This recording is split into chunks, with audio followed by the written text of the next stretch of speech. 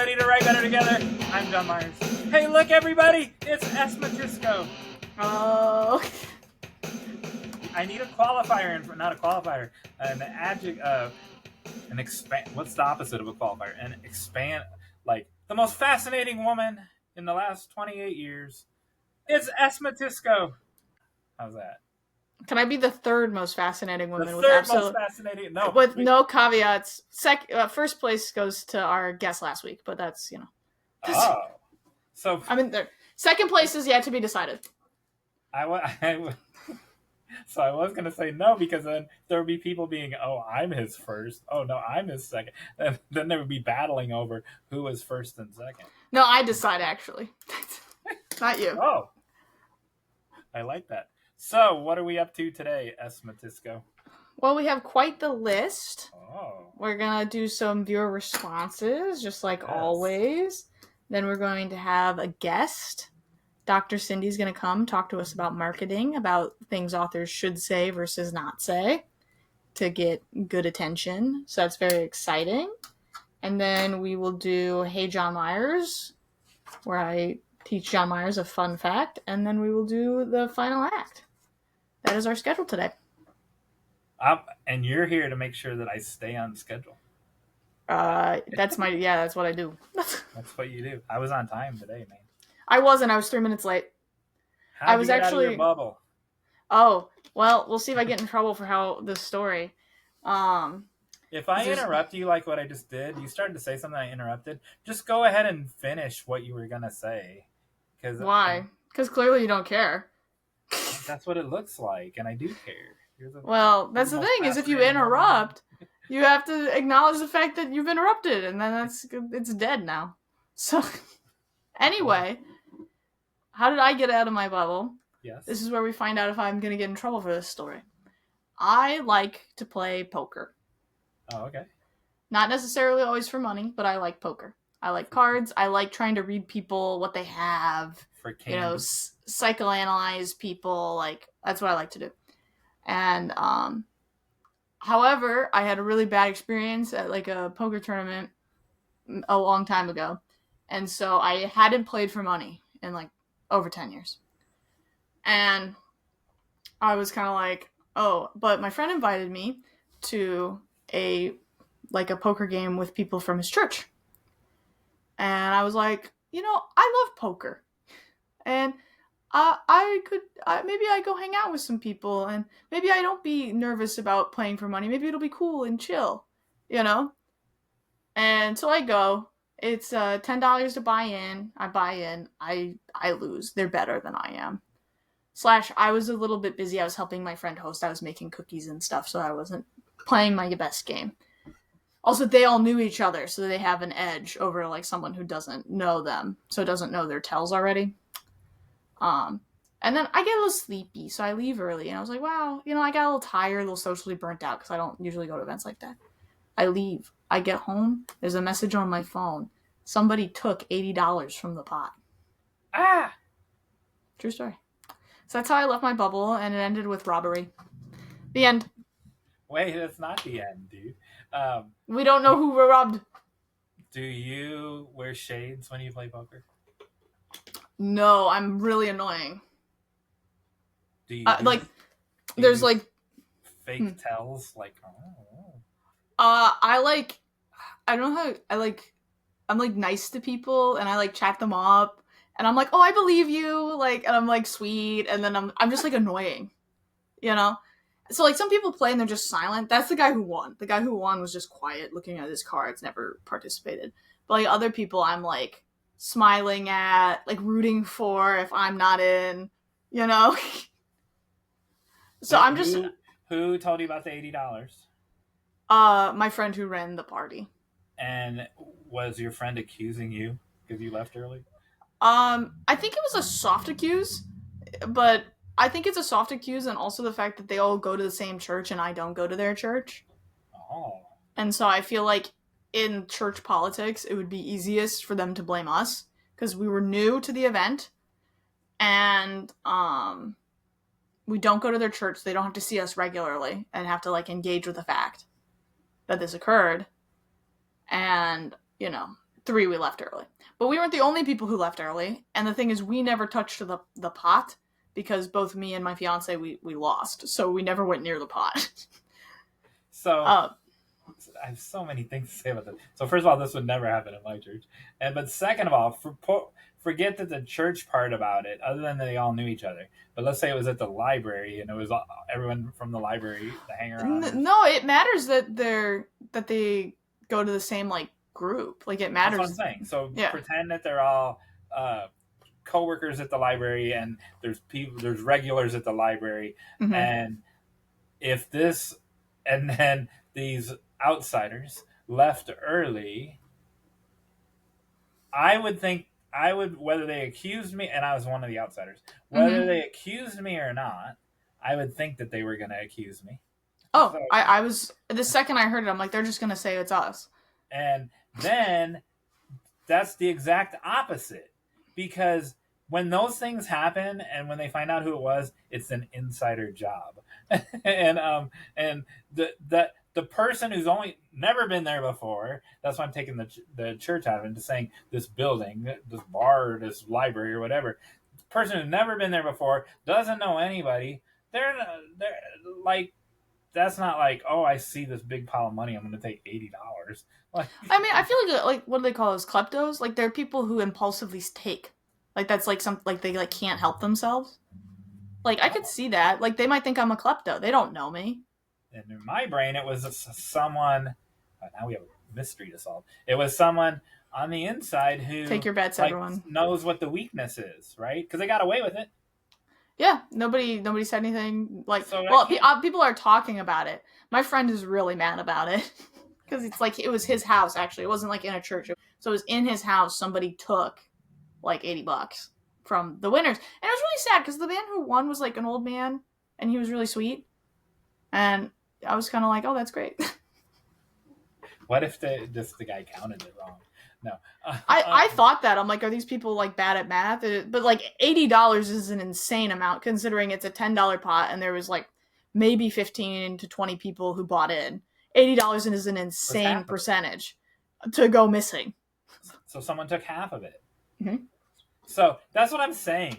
It has to be someone that's gone 10 or 12 times and knows where the weakness is, knows where the hole in the wall is, where if I reach in this hole in this wall, I can grab half of it. Right. That's my theory. I'm glad you don't think it was me. That was nice of you. I don't think it was you. Unless this whole story of you telling this cover. Yeah, it's cover for people who they don't write. They'll never see this. That's the only reason I'm talking about it, is I assume no one will ever see it. And I'm not using names or anything either. Gee, thanks. Well, they're not writers. On your podcast because no one will ever see it. They're not writers. This is a podcast for writers. Oh, is that what this is? That's what I thought. Thank goodness that you're here to remind me about that. Yeah. I thought it was, I don't know, I thought it was about food science, quite honestly. It is at a certain point. I don't think they would read that or watch that either. I'll be honest. Write Better Together is really like food science. Like, eat better together. You talked about, so I'm still editing your first episode. And you talked about callback fermentation. Mm-hmm. Of bread, and Emily makes sour. Actually, Emily on one episode, Emily killed the sourdough, man, and she killed it. She like the 280-year-old. We don't know how old it was. On purpose? No, and she felt terrible. Like it was because it's a living organism, which I didn't know anything about. Like 2 years ago, I didn't know bread was alive, man, and I didn't know how there's, this baby sourdough comes from this sourdough comes from this, and there's 280-year chain of this but of this family of sourdough. I didn't know any of that, and but yeah, so it was genuine. If you watch that episode, she was more upset that she killed the sourdough than you killed the turkey. I mean, yeah, because she's been nurturing the thing. The turkey attacked me. The turkey killed itself using my car. I did not, I was assaulted by the turkey. So Emily killed Baggy, and then you resurrected Baggy. I'm going to kill Baggy again, I think. Okay. You really loved Baggy on the one episode that I'm that I'm editing and that you've turned in just 2 episodes. Yeah. And then you killed a turkey, and then she killed a sourdough. Have you killed a sourdough? No. Isn't that fermentation now? Yes, like So the wouldn't it make little. sense if I told this story when you were in the middle of talking about you make fermentation breads? It's okay. It makes sense. There's lots of things that ferment. So what are you going to kill today on this episode? First thing that came to my head was you. We'll see. We'll see what I killed today. We'll find out. So, Jon Meyers, how did you get out of your bubble this week? What has happened to this podcast? You're having poker at church. You're killing me. Oh my gosh. You knew what was coming. This used to be a safe place, man. No, that's not. That's who needs safety? So, if you, I swear, if you go, I went to my mailbox. You have to start it earlier in the story. I need to know something else about your day before you went to the mailbox. So I went to my mailbox, and in that mailbox,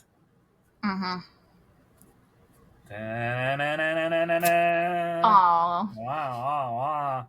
It's my book. And, That's exciting. Still haven't done a cover reveal for it, and the book's in my hand. The thing that I wanted to show you was... So my intention for this giant novel was... This is my favorite novel of all time, Trout Fishing in America. Right? Okay. And people are like, it's 182 pages, right? And so you're like, that can't be a novel. Well, Toni Morrison's Home, a novel, is 144 pages. So don't tell me it's not a novel.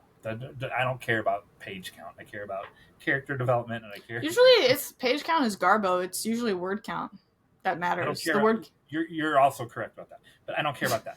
I care... Yeah.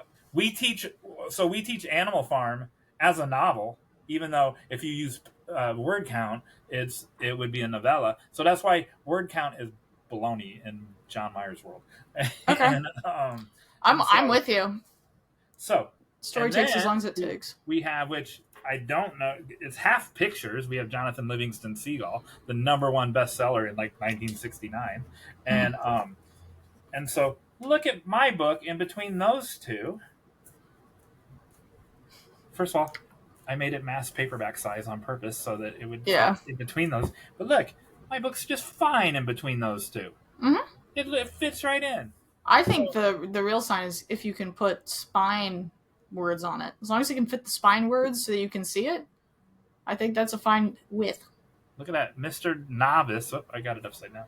Mr. Novice got it like exactly right. Cool. And look at that. How did I get that right? That's the Christmas miracle right there. Yeah. Because we don't talk about the content. We talk about its book as a fashion statement. Aesthetically. And, so I intentionally made it that size. And because I always want to make a book that size. And Dr. Cindy knows my first novel. I was having, which hasn't come out yet, I was having trouble getting it down to that size because I want people to be able to put it in their back jeans pocket or put it in their purse. And I want people to just like have it with them. Like E.E. Cummins would do that when some of his first books came out. And back in the day, you would see Hunger Games. You would see people carrying around Hunger Games, even though it wasn't this size. But the first book I remember was John Irving's World According to Garp, where you saw it everywhere. You could go on a street corner in Chicago, and you would like, there's a person and it's sticking out of their book bag, and there's a person holding it, and there's a person on a bench reading it, and it had permeated the culture that much. Well, it's not going to happen with a big giant book, but a little book that can go anywhere. Like you can literally wear it on your sleeve if you wanted to. Yeah, no, I've changed my system there, and I just use the smallest print size that Amazon does. Oh, not the smallest shape that Amazon KDP uses. I'm like, yep, that'll work for me. Why did you do that? Well, Burger's Poetry is bigger. I've decided something similar. I'm like, I'd rather it be smaller. But I didn't make my font smaller. Well, yeah, not my font. I don't use the smallest font. I meant like Oh, I smallest, thought like that's what you said. maybe I did, but I meant like print size in terms of like paper size. Well, that's the other thing, because it's not a default. There's Mm-hmm. so many people told me you can't do 4x7. It's actually 4.25x7, and I'm like, yeah, it's mass market, and um, the biggest distributor of mass market paperbacks, like you see in the grocery store and stuff. Mm-hmm. This year is their last year, and there's only 3% of books published that are mass market paperback now, in traditional and self-published added together, Mm-hmm. and some huge number of those is Danielle Steele. And then so it's 3% of That's all funny. books, and then like I don't know, 80% is Danielle Steele, and then Stephen King, and I don't know, Patterson probably, and Mm-hmm. there hardly anyone does that size anymore. But Yeah, perfect for this book. it's like I think the smallest you can get for Amazon's like 5x8. No, it's 4.25x7. Really? I'm holding it up right here. That's crazy, man. It's not one of the defaults. So at the very bottom, when you choose your size, Oh and yeah, okay. you put custom, and then you can make it any size you want. And but then when you do that, like then it gives you a different template, and like it makes a custom template and everything. And so Yeah. that's why I'm saying that it's incredible that it got. So I already have a picture of a person in Oklahoma holding it up, and I just got mine yesterday, Wow. but they got it the next day, so like in one day, and Yeah. and theirs came from Texas to Oklahoma. Mine came from Las Vegas, and shipped out of Phoenix.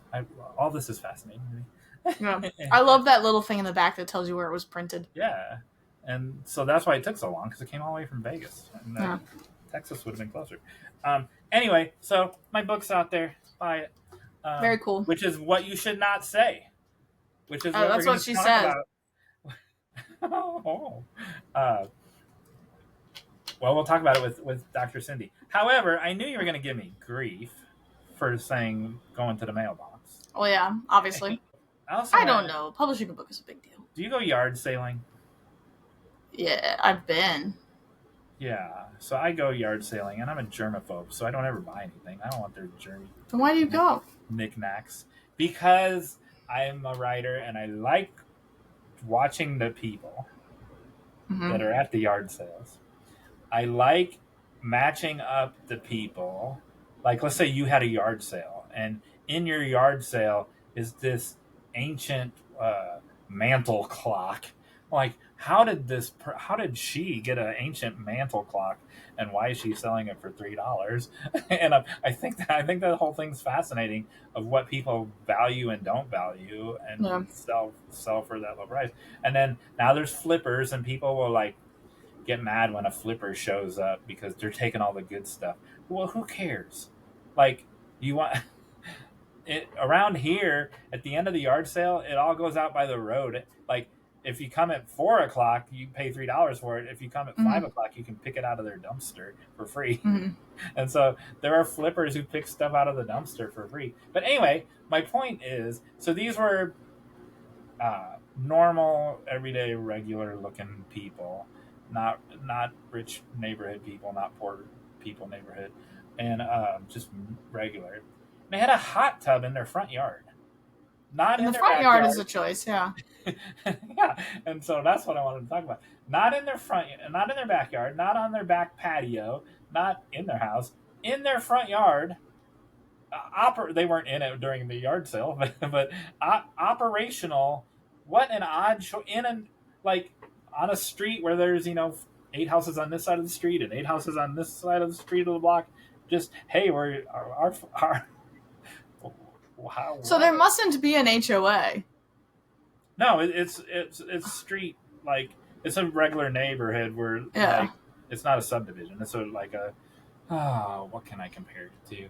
Like off of Lincoln Way, and you're familiar with Belpo. Yeah. Off of Lincoln Way, where all those houses are like kind of a little bit up a little hill, and trees. So it's like just a street. It's just a street. And Okay. so yeah, it was a neighborhood like that and they had a hot tub in their front yard. Ugh.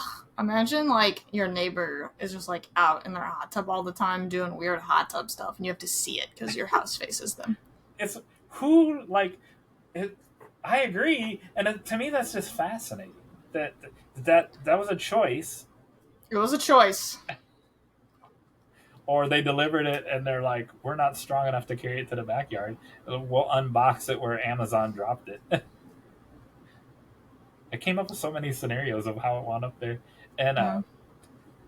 uh, I should have asked. I literally didn't think of asking until I got in the car and drove away to the next one. Yeah, I don't know. Maybe they just. I don't know. I don't know why anyone would do that. Like, hot tub is a private thing. What? That's gonna end up in a detail in a novel sometime, right? That those weird people down the street with the hot tub in their front yard. I was driving through North Carolina through this windy mountainous road, and um, these were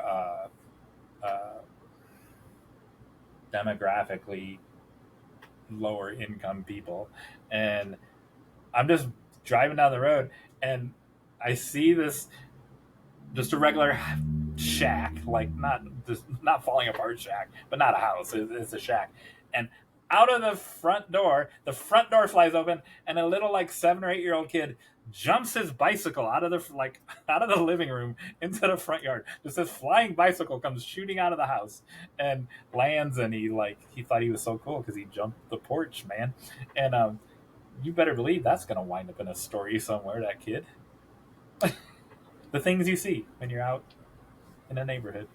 Yeah. Wow. You would write a poem about it. Probably. Usually things that happen in real life, poems happen. So you're kind of, I'm only on page,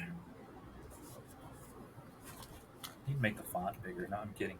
I'm only on page 20. I have the bookmark on page 21. I mean, I'm on page 21, but you've graduated to 2 bookmarks now. And Oh. I have a bookmark on page 13. So you have fake cuss words in the beginning, right? The cartoon punctuation marks, and I have those. They did not go in this novel, by the way. I forgot to do it. Remember we talked about it? Lame. But I've already started the next one, the one that I started before this one.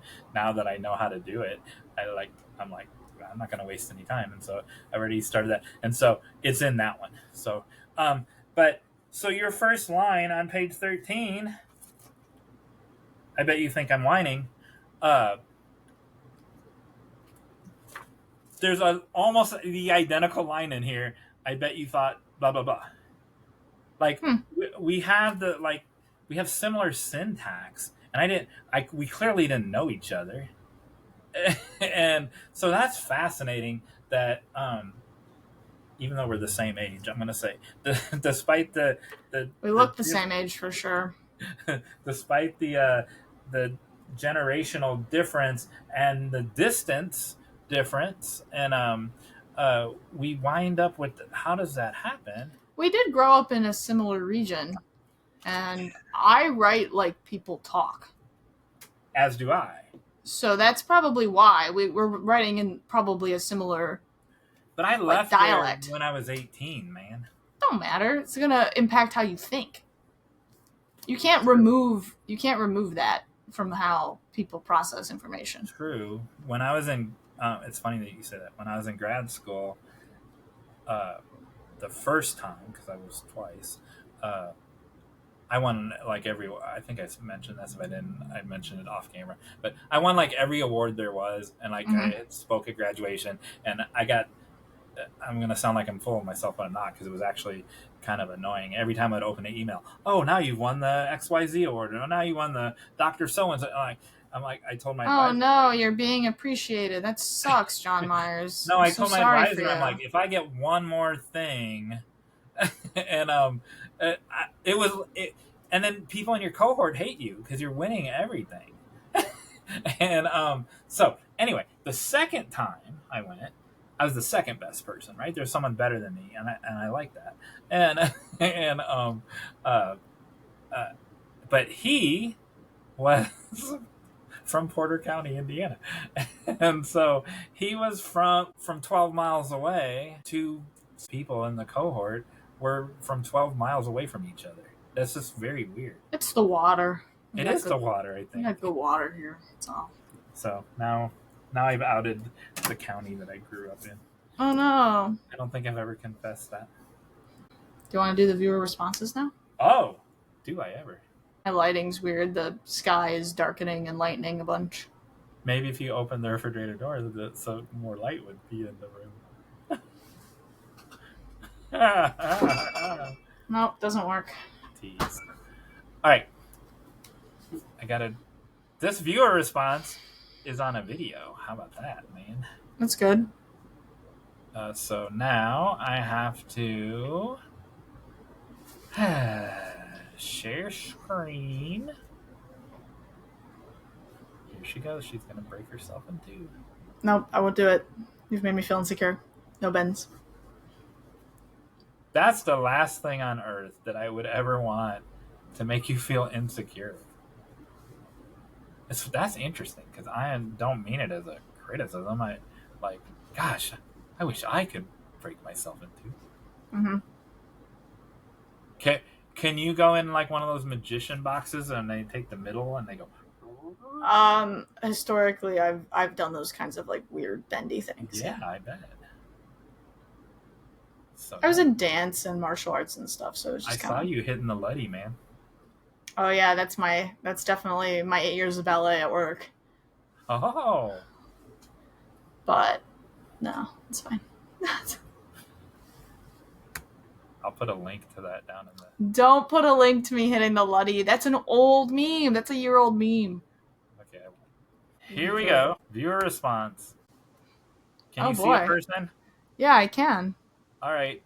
It's Misty L. Butler, who has the same middle name as Stephanie L. Jones, but there's. Wow, cool. And she's going to tell you how to get out of a slump. How about that? Hi, I'm Misty with Write Better Together, and today I want to share something with you that helps me when I'm in a slump or I can't get my mind off something, and that is I change my environment. If I've been inside a while, I go outside. I walk around the yard, I pick up limbs, I just take in the sunshine for a few minutes. If it's bad weather and I can't get outdoors, I go into my sunroom, get some extra light. I get in my car and drive somewhere. I run to the store. I get some lawnmower gas. I just enjoy driving through the countryside. It sounds like such a small thing, but sometimes just changing my setting and my scenery and taking in different sights, different sounds, different things to engage my senses puts me in a better mood and a better frame of mind. So is this something you tried? Does changing your setting and adjusting your environment help you out of a slump? So drop your answer in the comments below. What I should have said to introduce that was that was actually, she was answering a call to action from the previous episode, and now I've forgotten which one it was. And where we talk about this more than once, so that's why I don't remember which one it was, where you break the pattern. You break the pattern, Matisko. No matter what the thing is, you break the pattern. And that's exactly what Misty was doing. If the pattern's bad. Sometimes you're in a good pattern. Yeah. You gotta be locked in. True. That's a good point. Do you this is a rare appearance from Misty that didn't have like a duck or a chicken running around or I did not watch that before I shared it, and I just knew cool. that it was an answer to a call to action. Raw response. What do you think about one, she's perfect. 2, she's adorable. 3, she's so right, and she's probably been right about everything ever in her whole life. But no, I totally agree with the leaving and changing your environment.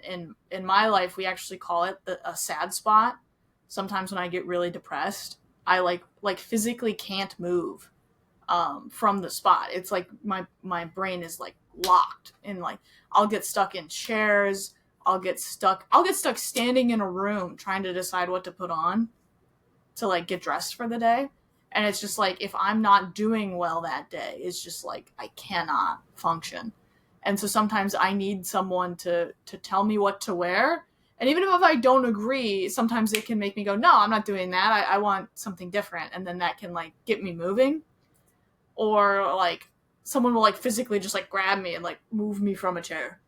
And then I'll improve. It's just like, so like going outside is such a big one. Getting a little bit of fresh air, a little bit of sunshine. That's so important. And like, even like, I think this is like interesting because she was like, oh, I'll go get gas. I think making errands a fun thing for yourself is so important, because then it's like the little mundane things you have to do in your life are things that help you feel better. Like, I like to go to Meijer, and I like walk around kind of leisurely, and they have a Starbucks there, and you can make that like a fun like hour to 2 hour long date. Get a little Starbucks, walk around, get your groceries, do some meal planning, and it's fun. The second you have a Starbucks in your hand, it's like a wonderful thing. So I like that they put those in those stores. It's a vacation. Yeah. So we've talked about that. So I love that you loop it back to a conversation that you weren't even in before, and that Emily has gotten where in the past where she got stuck on the couch and just like couldn't, like what you were saying, and then the key was to break the pattern, and then I'll tell you what happened to me. To break the pattern with just one, like even if it's just go to your refrigerator and get a water, like what you did, like that one little thing, and then while you're up getting the water, then go to Meijer, to Starbucks or whatever. So I went through, this was before the podcast existed, but I went through this period where I wasn't agoraphobic, but I realized like I hadn't. So I have a routine where on Friday I go to Kroger, on Sunday I go to Meijer. I don't even like Meijer, but I go on Sunday I go to Meijer. I'd go to Kroger if I could. There's no Kroger near me. Yeah, and Kroger's the one that I go to the most to, and then Tuesday I go to Aldi. So after this, sometime before 8:00, I'll go. So I go to Rose's on Wednesday. I leave the house every day, not counting stuff that I have to do outside of the house, right? But so I'm never not leaving the house, because I don't think that that's healthy when you live alone. I think you should leave the house. But I went through this period, I don't know, 3 years ago, maybe 4 years ago, where I didn't leave the house, and I didn't realize that I hadn't done it for a week, which isn't a long time, but I'm like, this is not good. This is not healthy. I didn't leave the house for a week, and so then I like overcorrected, and I did exactly what you did. So I went to Target every day, and because there's Starbucks in Target, there's also a Starbucks in Barnes and Noble, and so I went to Target every day, and then I always bought something, and then besides Starbucks, until I got like, then I felt like I was like, people are like, why is this guy coming here every day? And then so then I switched to Barnes and Noble, because that's normal, right? You can do that. And then lately I have been going to Meijer more, because it's been so hot, and when I go on my stupid walk, I hate going on my walk. I don't enjoy it at all. And so I'll just do it at Meijer, but the fit counter doesn't count it when I'm in Meijer as well as it counts it when I'm walking down the hot, sweaty street. How does it know the difference? I'm not pausing, and it's not like, how does it know that I'm not shot? Like, how does it know that I'm inside Meijer and not walking down the hot, sweaty street? I don't know. Maybe it's like it's got bad sensor because it's like a big metal building. Sometimes you have bad reception. The same way, maybe. Yeah. It counts it in the airport. If you're running across the airport to catch your flight, it'll count it. Yeah, well, the airport has to have good signal like that, or planes crash. So the Meijer does not. Look what we figured out. What? If only we can figure out the mystery of the $80. I don't think we'll ever know. I have a theory of who took it. I feel very strongly that I know who took it. But Am I I'm right? not. Is it an insider? No, Oh, well, I hope you're wrong. I hope it's an insider. it's yeah. No, it's not so. Yeah. It's another outsider. We're not interrupting anything, are we? No, I just am doodling. I saw the doodle. I saw I was the little king. Yeah. Sometimes I get a little twitchy, and so then I scribble a little bit. When you're uncomfortable talking about thieves. Yeah, I don't want to talk about thieves. Falsely accused. Yeah, maybe I'm falsely accusing because I'm so scared that they're gonna falsely accuse me. And this is how very bad things happen. What? Well, if you're responding to people aggressively because you're afraid that they're coming after you, that's like the worst way to respond to anything. True. So I you gotta don't be like careful. so I don't know if I've ever said this on the pod. I don't like the falsely accused plot. I don't like being falsely accused. And in real life, I never have. Like, even when I was 18 years old, I did not like being falsely accused. And I don't like the Bourne Identity. I don't like any plots, any movies, any books where someone it's just so wrong and unfair. It's almost like I don't want to even know about that story. Yeah. I don't mind the plot. It's to me it feels really realistic because I think like existing as a person, you're never truly understood by the outside world. So it's very easy for the outside world to try to tell you what you are and for you to be like, no, that's not correct. So it's definitely like a outside pushing inward and being rejected. So I don't mind the falsely accused. It's sad, especially like you'll hear stories about people who've been in jail for 50 years for something they never did. And it's like that's so depressing. But Carrie Drobin's client that yep. in there for the rest of her life, and not because of Carrie. Carrie was the appeals person, and but she's this poor little old lady's in prison for the rest of her life for a murder she didn't do. Yep. It's like a story, but it's real life. No, this happens. It happens a lot. But statistically, you just have to hope it doesn't happen to you, or that it happens rarely enough that it doesn't happen to you. And I think that's the horrible thing about everything. I've been falsely accused, and I don't like it. I think Of? No, just throughout my life, just Mm. what of anything. I didn't have a specific example in mind, and I I wonder if because I don't like it, I wonder if it brings on the accusation more because it's something. It might, if people are trying to bother you. For me, I don't really think it bothers me. It just makes me feel isolated. So it's not like I respond like aggressively. I'm like, oh, you don't know me. And sometimes I'm sad because I'm like, I thought you knew me. Right? Wow. That's how I, like, whenever I get accused of something, it's not like, I'm not like frustrated. I'm like disappointed almost. I'm like, I thought you knew me. Like my essence. Wow. Why? Is that why you get frustrated? No, I would be. No, that's fascinating. You're not the third most fascinating woman. Sorry. You're, um, no. So that I totally understand that. No, I'm like, I didn't do it, man. Like, not that you don't don't you know, I'm not, you don't understand me or you didn't know me as well as you thought it did because a stranger can accuse you, but it's just maybe I don't like untruth out there, but it's not true. So Yeah. I'm as offended by me being falsely accused as you are. Well, look how when you talked about the theft, I'm like, did they accuse me? Like my mind. Yeah. First No, you went thought there. my thought went there too, but it was because I felt like an outsider because I felt unsafe.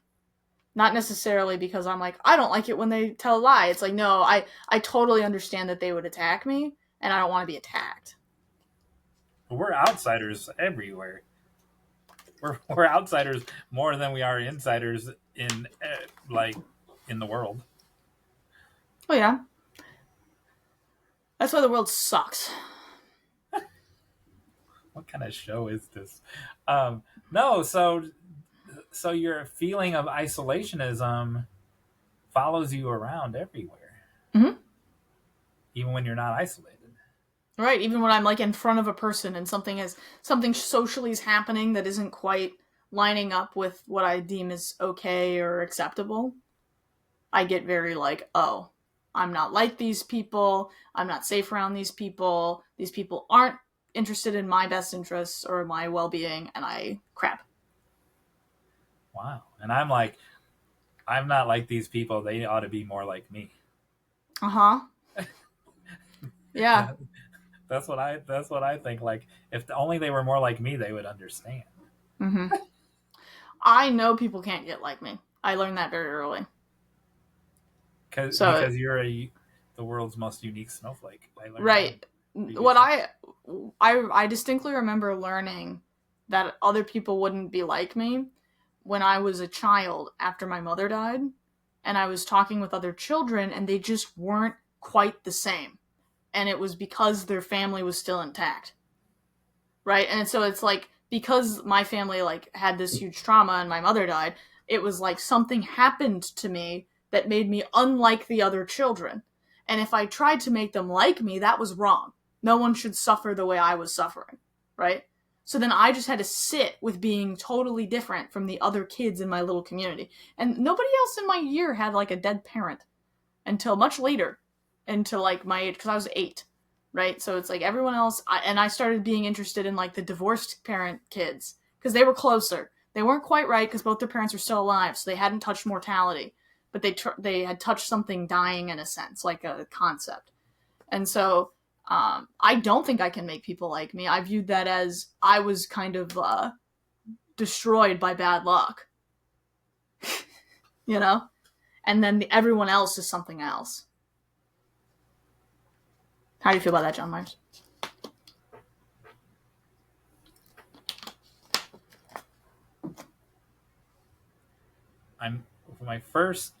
My second response is, I'm sorry that happened to you. My first response is, what happened? Nice. I know that's so that's why it's my second response. My first response is, what happened? And so you were 8. Mm-hmm. What happened the first time you met another person who lost their parent at 8? Well, I would say that didn't occur until I was volunteering at / being a part of. I like helped and didn't help and was like in the group at the same time. Complicated. At like a childhood grief counseling thing. And what was interesting is none of the other kids there lost their parent as young as I did. A lot of them were losing their parent at like 12, 15. Like that was kind of the age range. One kid there lost his dad at 3. And he was 4. And that was really hard. And no one could really deal with him except for me. And it was horrible. And it was one of those things where I finally understood why everyone was so uncomfortable around me. Because you're like trying to like engage with someone who knows something they really shouldn't really know yet. You know? And it was very sad. So I was right. I was right to think, no, people shouldn't be like me. So there's that. Have you met someone whose parent died at 8? Or I don't. That story was 3 or 4. Yeah, I don't think so. Actually, and if I know people whose parents died at like 11, 12, not 8. Maybe 8's cursed. I just turned 8. I was like 3 months into 8. So I don't know. Comment down below if your parent died at 8. Let me know. I love that you said that because I bit my tongue and didn't say it. It's only funny if I say it. If you say it, it's insensitive as all heck. If I say it, it's funny. And anyone who does have there's a dead parent club. And if your parent's dead, you're in the dead parent club. But the dead parent club is most significant if your parent dies before you're fully independent. Because then you're like, something's getting kind of removed that would have been there outside of that. And like I understand other people have like abusive or neglectful parents, and then they have like a different kind of complicated relationship with their upbringing. But like if you have like a loving parent who then dies, like what that does is very specific. So this is a perfect. So one, you were so good at this. This is why. So I loved that I bit my tongue and it came out of your mouth. Because it would have been insensitive had I said it. Well, yeah. But it got said anyway. So I love that happened. Two, this is a perfect segue or lead in to don't go, here's my book, but because this is a silly little story, right?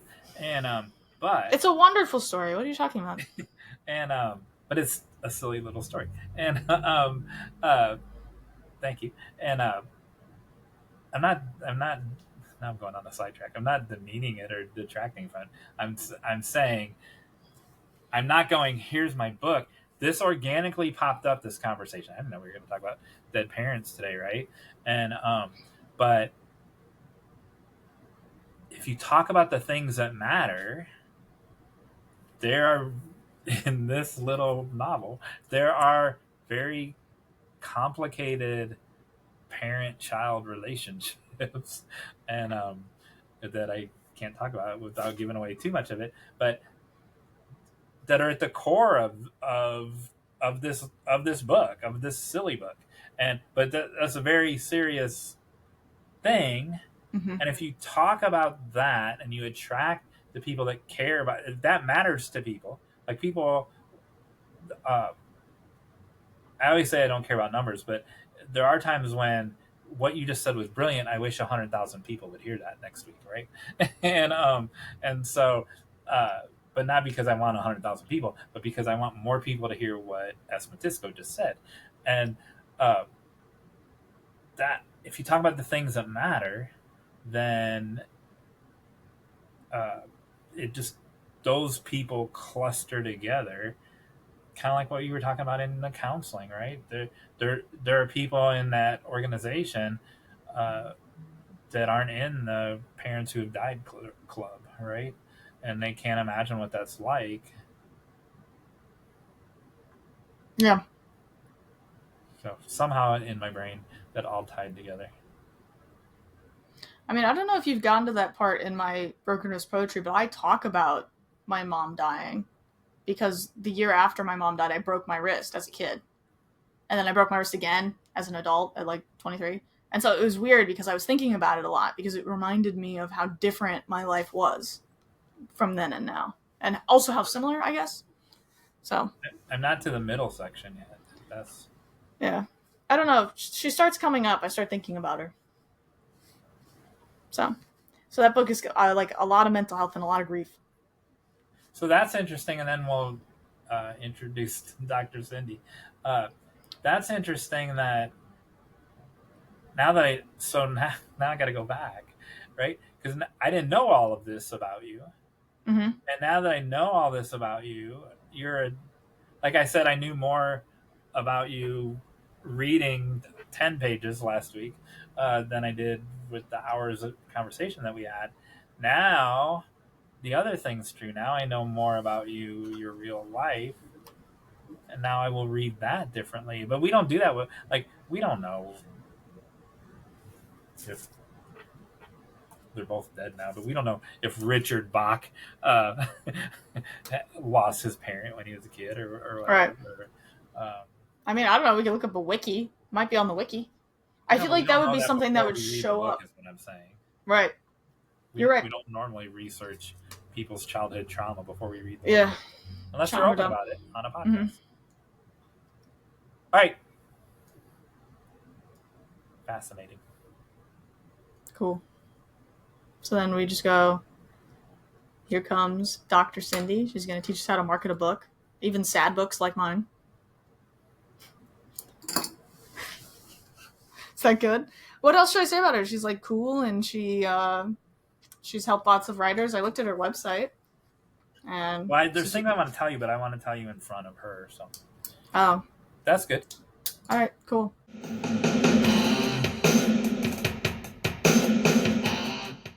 And we're back. I am still here with S. Matisko. Hey, S. Matisko, who's this other person? Well, this is Dr. Cindy. She's going to tell us you know more her? about herself. Yeah, I know her really well, actually. We're best friends. Cool. We are. Thank you. Yes, I am Dr. Cindy, the expert's ghostwriter. I was actually on this show last year with Emily and Jon Meyers. We had a fantastic conversation, and I'm super excited to be back today. I'm a ghostwriter, and my 50th book that I've worked on was published in May. My books have won a total of 17 book awards, and 16 of them have been bestsellers on Amazon.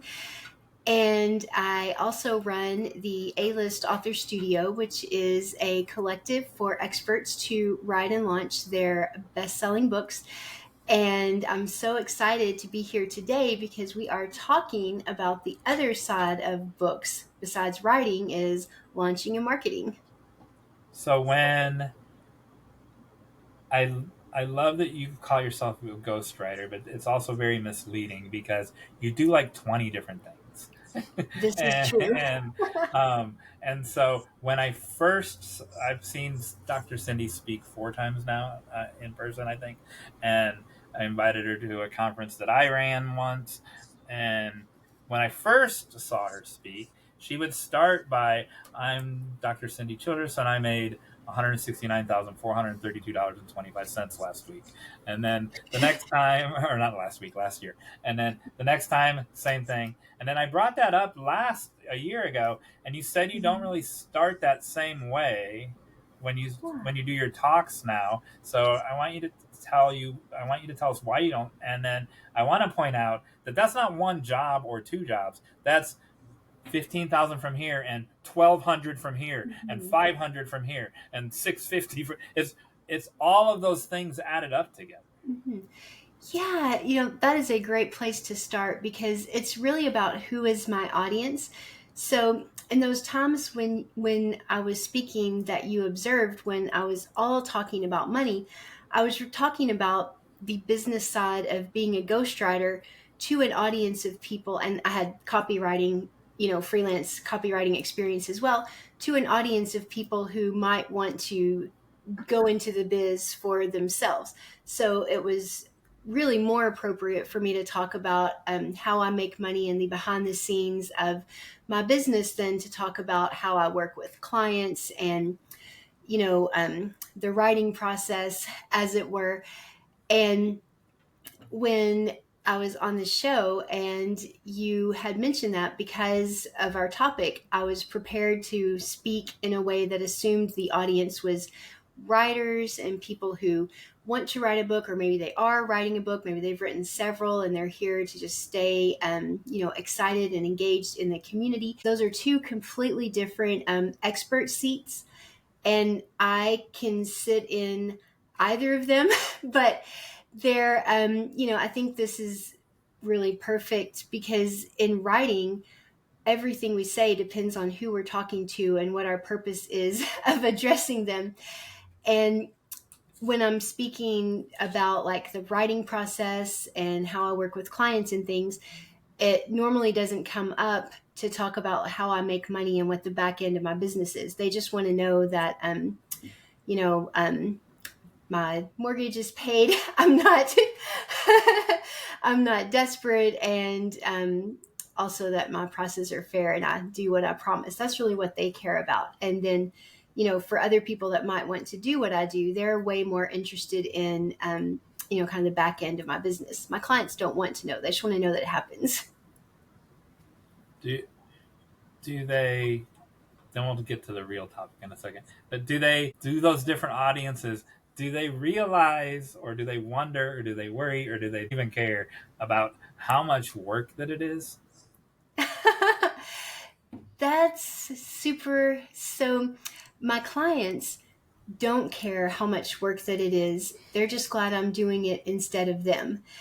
And I actually, let's see if I have it close by. Yes, here it is. So I have a fairy godmother wand. And the way that I like to make my clients feel is no matter how messy the writing is that they send to me, whoosh, with a wave of my wand, it is all beautiful, and I send it back to them with a nice bow on it. And they don't want to know how hard I worked. They just, want the outcome that they get. And then I would think, though, the people who would possibly want to maybe be a ghostwriter themselves, they would probably be extremely interested in, okay, Cindy, since we all know that you're not actually just doing that above your computer and something changes, how are you actually doing the work? I guess it's like getting your nails done, right? Like I want to know what's happening, and I'll look down a little now and then to kind of see how it's going and where they are. But I don't want them to tell me all this stuff. I don't want them to tell me how my cuticles are compared to last time. And, now I'm doing this or that. I just trust them to be a professional and, get the job done. So the reason that you're the expert that I chose to come on today is when there are so many people on Instagram or on TikTok, on BookTok, that are like, buy my book, hey, my book came out yesterday, buy my book, who you don't know who they are, you don't know anything about them.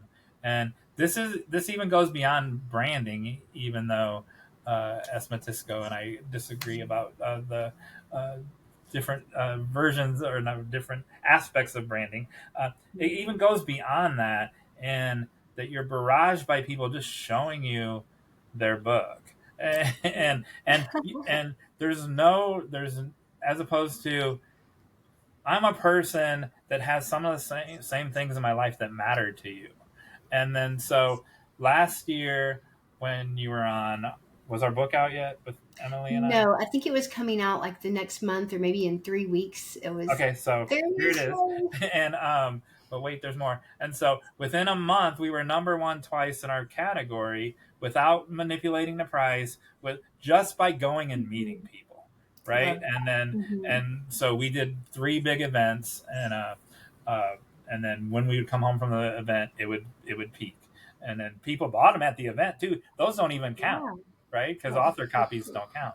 And then and there was a launch. Made sure that so we had a book team, an advanced team, and I made sure I had one person in every continent, so I didn't have to, because sometimes I've been on teams where they micromanage it, and they're like, I need you to post between 2 and 2:30, and so I didn't have to do that because everyone was on a different continent except for Antarctica.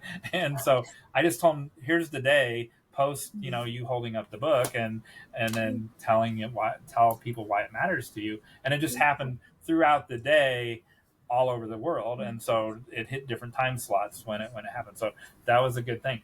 This year, so you don't know this. So Dr. Cindy we had lunch, in which gave me some great advice. Oh my gosh, 6 or 7 years ago. And I'm so excited. Go ahead and say it. I'm so excited. No. I know what it is. No, you don't. Oh. And so so the book that we talked about is not what I'm gonna hold up. Okay. I'm so ashamed. Talk about shame. I'm ashamed that one's not done yet. However, and that's because you and I talked about when that agent approached me and wanted me to turn it into a nonfiction book, and so I didn't do anything other than work on her book proposal for like a year and a half, and so that novel got set to the side and went on its own little life. But since then, so last Tuesday when we recorded, it didn't exist yet. There's really a novel. The Panamint Horses of London, Kentucky by Jon Meyers. And remember when you were like, hey, we were trying to decide if you could do a 4x7 on Amazon. We had a big talk about that and that. So you can do a 4 1/4 by 7, because here's one right here in my hand, right next to a mass market paperback off the shelf. And so you can. It was a little bit extra work, but I did what I wanted because I wanted people to be able to carry it around, put it in their pockets, and put it in their purse. Unlike this book, This book didn't have a launch team. It didn't have a cover reveal. It didn't have. I mean, it's here. It's in my hand, but it hasn't had anything. But it'll start getting its appearances now in 2 weeks. And this one we did everything right, and we hit number one twice. This one I've done nothing right marketing wise, but I knew it. It's not like I don't know. And but guess what? Yesterday in absurdist fiction, it was number 112. How is that, man? And like, it's only been out for like 3 or 4 days, and I haven't done anything. Awesome. So once I start doing stuff, it'll move up. 100%. Yes. All right, I'll shut up now. You're caught up. Yeah, no, congratulations. I'm thrilled that you just did what you wanted to do and just made it the book that you envisioned that it would be. And now that I've done it, the book that you and I talked about, now I will do it exactly how I wanted to do it in the first place, and where it's really 2 books in one and all that, the concept that I told you about. Because I did it, I can do it. I know how Emily did all the formatting and everything for this. I did every bit of this, and so I know I can do it. So I can go do the other one. Yeah, you can. As Matisko has 5 books out, and she did all of hers. Mm-hmm. And she's Congrats. a whiz, a genius. And tell us. I don't want to be I'm not going to be the person. Buy this book. I'm going to be like, get in the car with me, man, and I'll take you to Target, and you'll know what matters to me in my life. And then those people will become part of my tribe, and they will just want my book because it's sitting on the dashboard in the car on the way to Target. Yeah. S. Matisko, did you have something you want to follow up with? You have 5 books, so that's. Yeah, I write a lot of different kinds of books, so a lot of my books need different styles of marketing or go for very different audiences. So for me, building any kind of brand or any kind of consistent anything doesn't really work because everything's so different, but it's all under my name. So it's, that's just kind of, I'm just kind of curious about what you're going to say, because you know a lot about these things, and it's definitely my weakest point in being like a professional writer. So I am interested in your advice, what you think's going on, just like in general.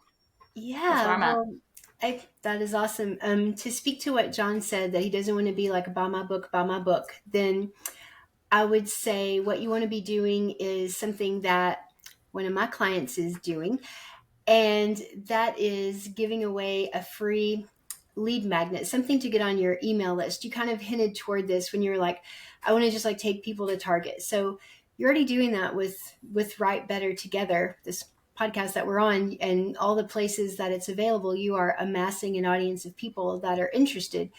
And while I know you don't want to just say, buy my book, it's a big disservice to them if you don't tell them it's available and where they can buy it, because they're clearly interested because they're tuning in and they're here. So that, if you look at it from that perspective, I think that's going to feel better. But also, like, these are your people. Now, as you find more of your people, I totally agree. I don't think I've ever bought a book because I saw someone, here's a book I just finished reading, The AI Con, How to Fight Big Tech's Hype and Create the Future We Want. Great book. And, if I just saw someone that said, buy my book, and that was just there and I'm scrolling, especially if it was an ad, I would just keep scrolling. I'm not interested at all. But if you want to start a conversation, in the case of this book, around AI and, maybe it's not so wonderful and we should be talking more about that, then I'm interested. So now I want to be in your community. So maybe I follow your social media account. Maybe I get on your email list. And there it's appropriate to pitch me the book. So on your email list, I would have in your follow-up sequence, like after someone joins, I would have the first email. You probably are selling Write Better Together there now, to be like, hey, thanks for joining our party. If you don't have a copy of our book, that's a great place to really get to know us and what we're about. Here's where to get it, right? I would, just for the purpose of launching your new book and getting some traction there, I would have in that sequence to be telling people, hey, I've got it. Here's my new book. Check it out. Because it's kind of like you're being a jerk if you don't do that, because then they're following you because they're interested and you haven't even like given them the goods, like to tell them where to go to get, the juicy stuff all collected and put together. So that would be kind of just a shift on the perspective. And then it's all about getting more people, to follow you and on your list. And that's all about giving something valuable and free away in exchange for contact information. Just to be clear, I'm not afraid to ask for the sale. Oh, no. No, you gave me a situation in which that's not happening. Correct. And then it's like, okay, go Cindy. So how would you sell it if you're not going to sell it? Right. But I'm talking about the people that don't do anything else. But like I love Kirsten Modulin, and I don't think I've talked to you about her since then, but she's sold 2 million self-published books. She's on book 51 or 52, and she wears all the hats. She does everything from the cover to the story to everything herself, and but there's the K-Mod squad, man.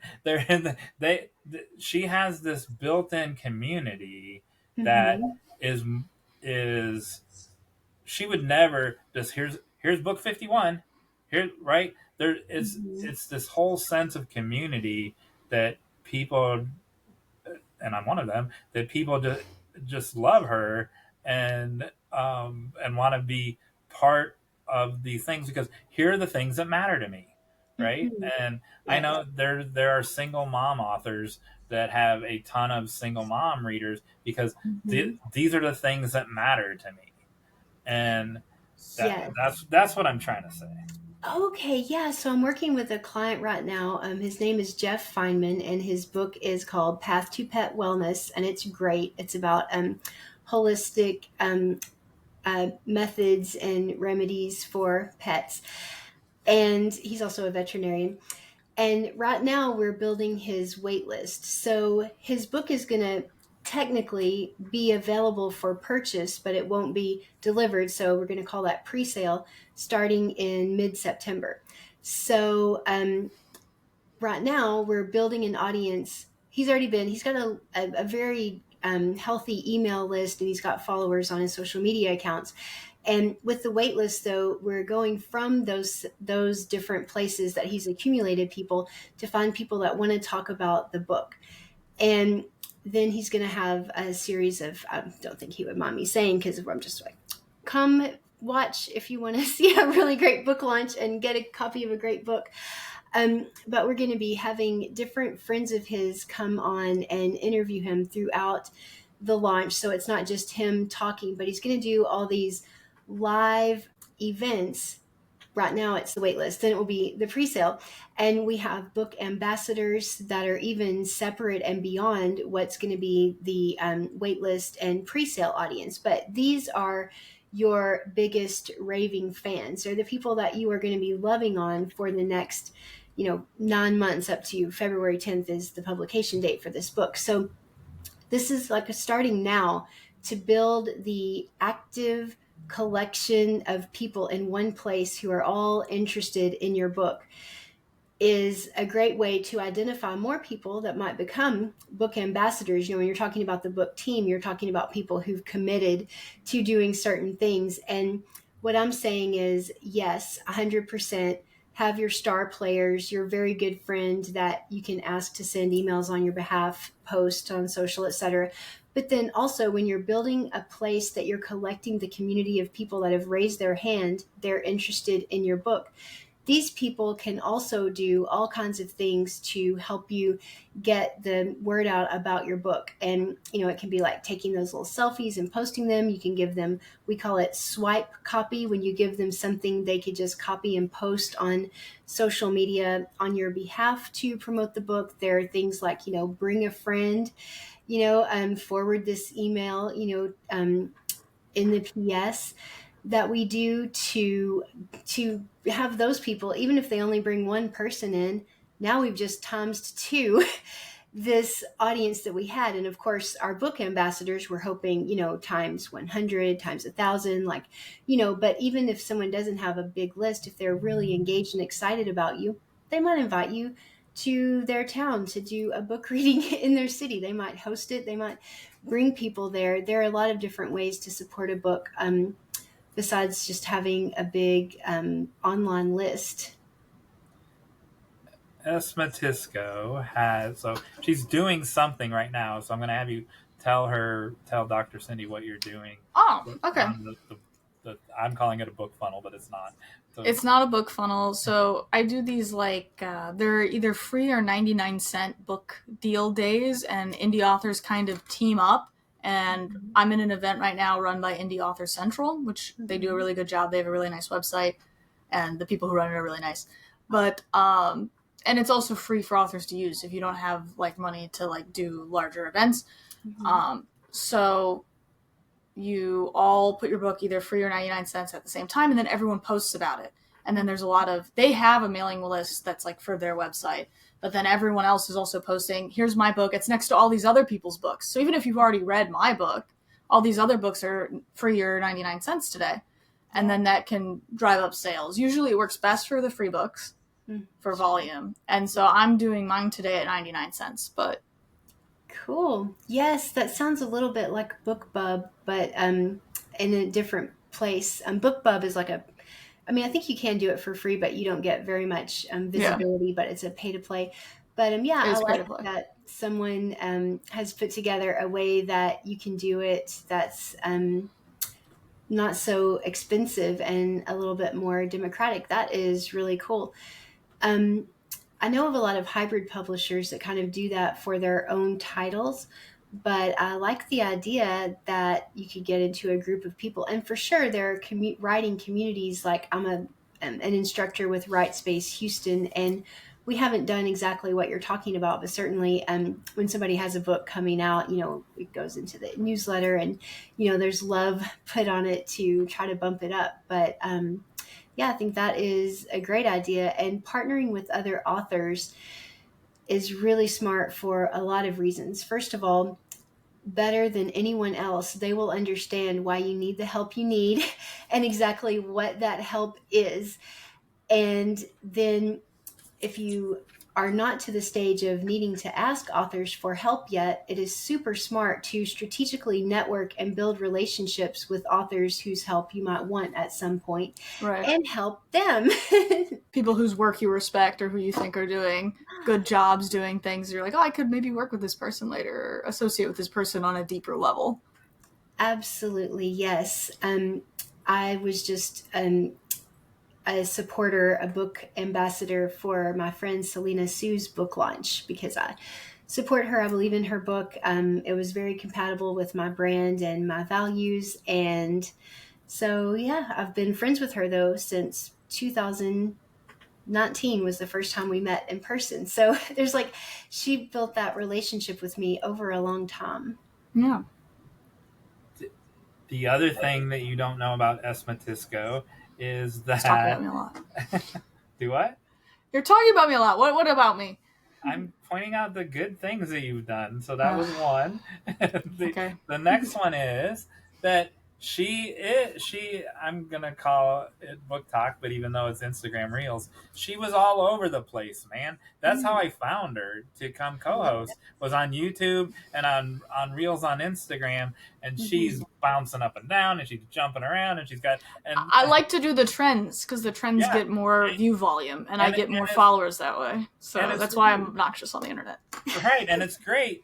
And then, but now you don't do them as much. And I want you two to talk about, I don't want to say that you think that what you did was icky, because I don't think you did, but there's part of you that were part of you is I don't want to be engaged in this. I don't want to be this brand of, and that was that's how I knew you. And so that whether you liked it or not, that was your brand. And you're like, I'm not bubbly, but you were bubbly. And so keyword were. Well, in general, it's just for me personally, I view marketing my book as a bit of a chore. I would much rather people just find it randomly and have me do nothing, and I would rather be working on my books. So right now I have a really big project going on in the background that I've been working on for about a year, and it's going to be like a big, like epic length kind of book, and it takes a lot of my mental focus to keep all that going, and turning that off and turning on, hey, I need to advertise for books that came out a year or two ago. That's just not where my head's at. And so I'm just like, I don't really have the motivation because I want to focus on my new project. And I think that's the hardest part for me, and I think other writers too, is the book that came out is not the one you're most excited about. You're most excited about the one that you're working on, or at least for me. Yeah, no, I hear you. And like, once you have a lot of content, which it sounds like you do, that's promoting your book, you can always repurpose it and use it again, and maybe take it off your grid so people don't see that it was there before, and then, That's a funny thing. That's smart. they won't remember. Yeah, because they won't, or they'll be like, I feel like I saw you do a thing in that shirt before. Cool. I know your wardrobe. Now I feel really in the know. I wear this shirt all the time because it's polyester and invincible and it looks good on camera. So I'm not ashamed of that. And this is not the same shirt, y'all. I promise I have 7 of these same shirts. That's great. Yes, so people won't remember. And sometimes you can also just change the hook if it wasn't a reel, if it's like some copy in a picture. You maybe just like change the picture and change the hook of the post rather than having to create a whole new post. Yeah. I want to talk to you about something because you're like an expert. I have noticed that these any kind of book graphic that doesn't have my physical face in it will not perform well in the algorithm at all. Yes. Have you noticed that as well, or is that just me making something up? I have, and I don't understand it because I'll still find Instagram influencers who say, all you need to do is make a little quote card. Yeah. Not for me. If it doesn't have my face, it just like goes to the ethers of the... I'll get like 300 views. My face is in it. It's a couple thousand. Like, I'm just like, I don't know why that's so different. It's the same basic concept. It's just whether or not I'm also in it, It's so true. I'll tell you what a friend of mine said, and I worked with her a couple years ago on my Instagram. And so she said that the algorithm bases itself on what people have shown it that they want. Mm. And so if people have shown it that it wants more, and see what I didn't quite get her to nail down, and maybe she just didn't know, which is fair, is like, does that mean just all faces? But then how come some people's quote cards do really well? Right. Or is it like Cindy Childress, like people kept liking my face, that if I don't put my face up, Instagram's like, no. And then I put my face and Instagram's like, yes. So like it could be that specific. It is an algorithm after all. But yeah, I mean, generally it is true that with people's faces, content performs better. That's definitely like a truism. Okay. I was just checking because I'm like, am I like going crazy? Because when I first started, my like quote things would do fine. Mm-hmm. And now it's like nowhere close. And I'm just like, I don't know if they changed something or if it just grew that way over time. So, and I was thinking about making a video about this for like, because I have authors who follow me too, and I was gonna tell them that I've noticed this, but I felt like it felt presumptuous of me to assert something that I hadn't double checked, I love this. And you know what else? You could make like the cover page for your reel that does have your face, but then the reel could be not your face. Like when they push play, it could still go to like some B-roll if you just like, turning the pages of a book, mm-hmm. and then, some text goes on the screen. So that's an interesting experience. Yeah, that's interesting. If it holds that picture that you give it. Yeah. Because then they're still your face. So they're clicking, and then what they're getting is not more of your face, but they're in your content now. Could also just be because we're both so beautiful. This could just be about us. I mean, for real, it could. Yeah. Jon Meyers, have you noticed this? Stuff with your face performs better? So, yes, and... We're all beautiful then. I was gonna ask.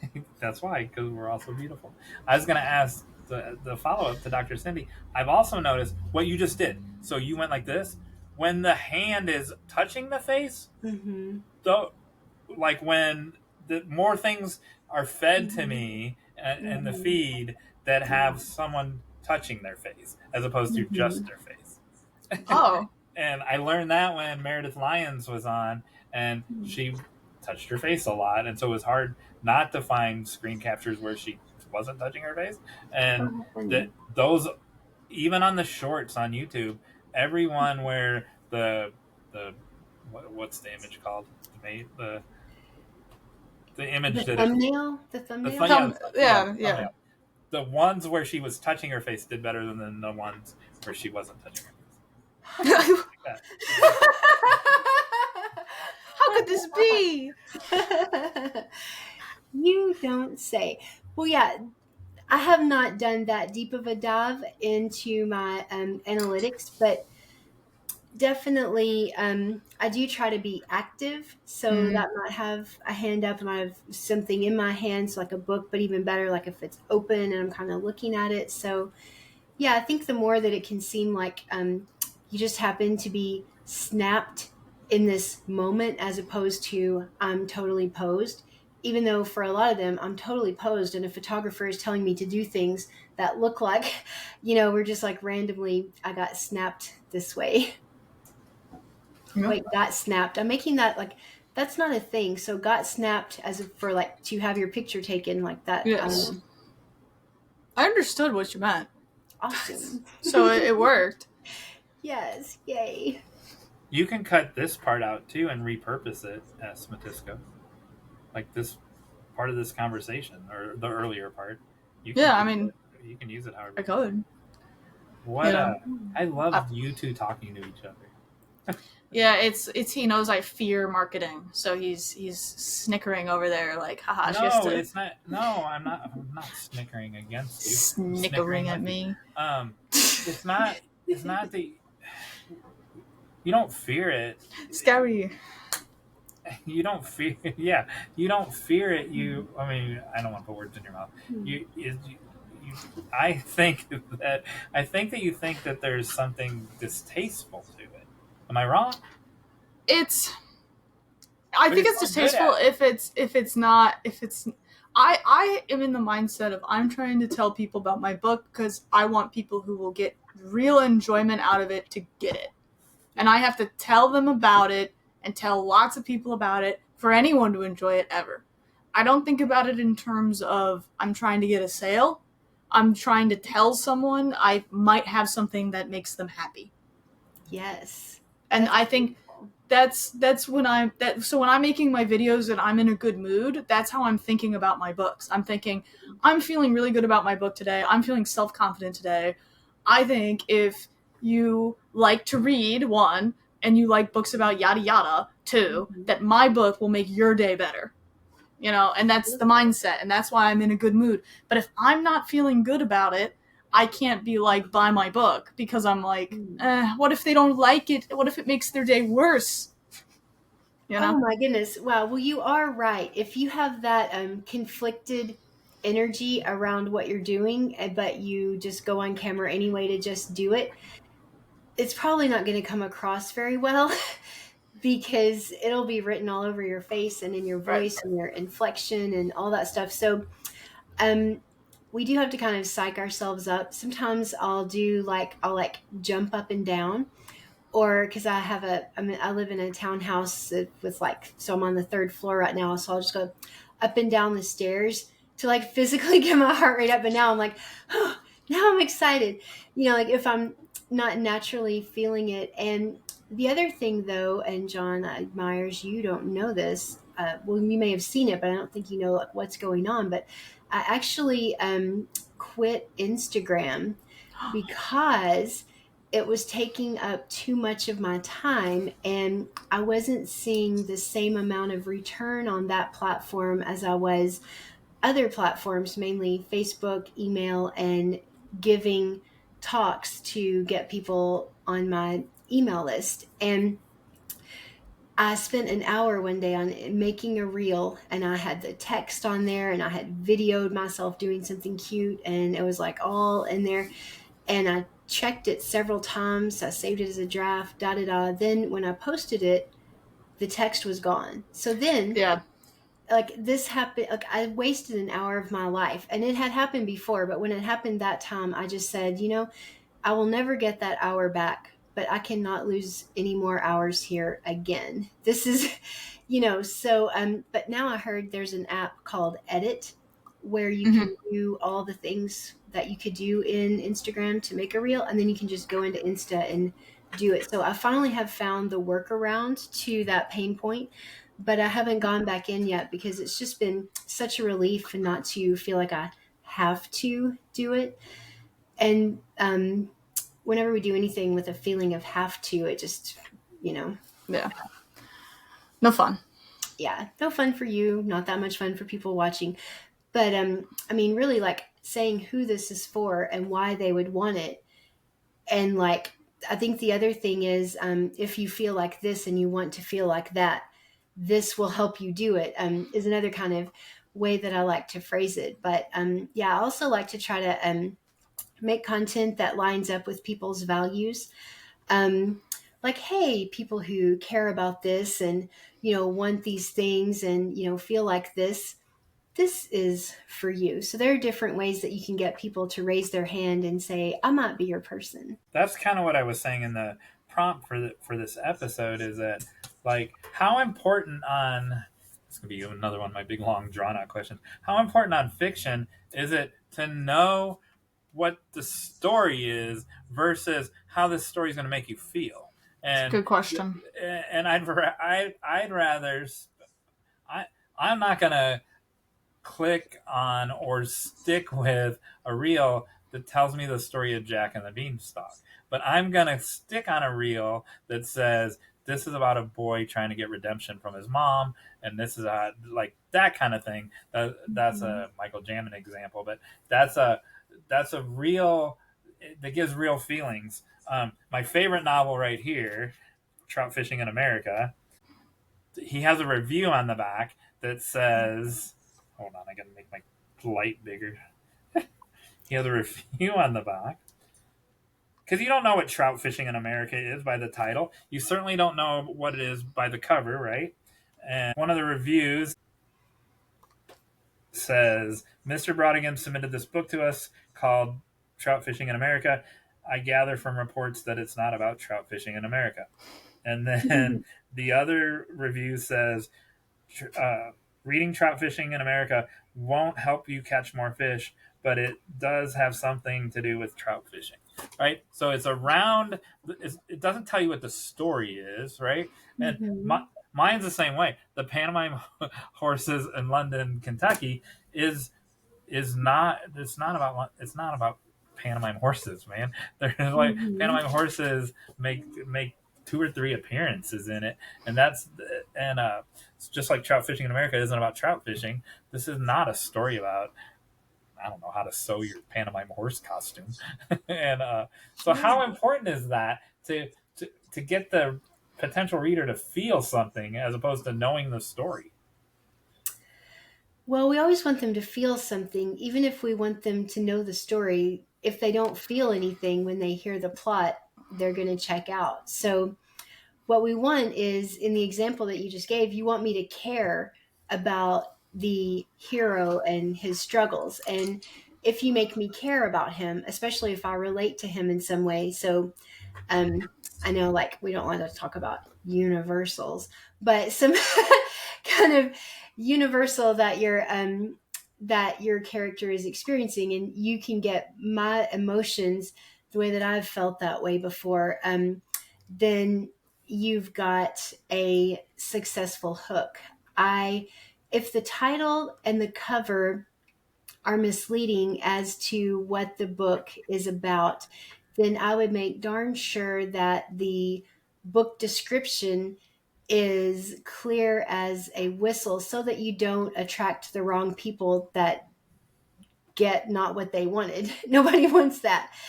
And in marketing that kind of book where the title and the cover don't really tell you what it is, then yeah, I would just say book title is about, or, you could even say, in this book, you meet person who da da da da da. But yeah, I mean, essentially, you're going to be discussing the conflict of the book, that because I'm going to want to read a book about that conflict and how this character, works it out, or I won't. And so I need to know who it is, who's the character, and yeah, what's their struggle. So yeah, the Amazon description says that it tells you what the two conflicts are, and that it's the protagonist, the Gen Z girl, and can't please her father, and so those emotional touchstones of the story Mhm. in the Amazon description, the paragraph. But Super. I'm talking about when a TikTok pulls up or when a Instagram reel pulls up. You're not going to tell the story of Jack and the Beanstalk, probably. Well, hopefully not, unless that is what your book is. Sure.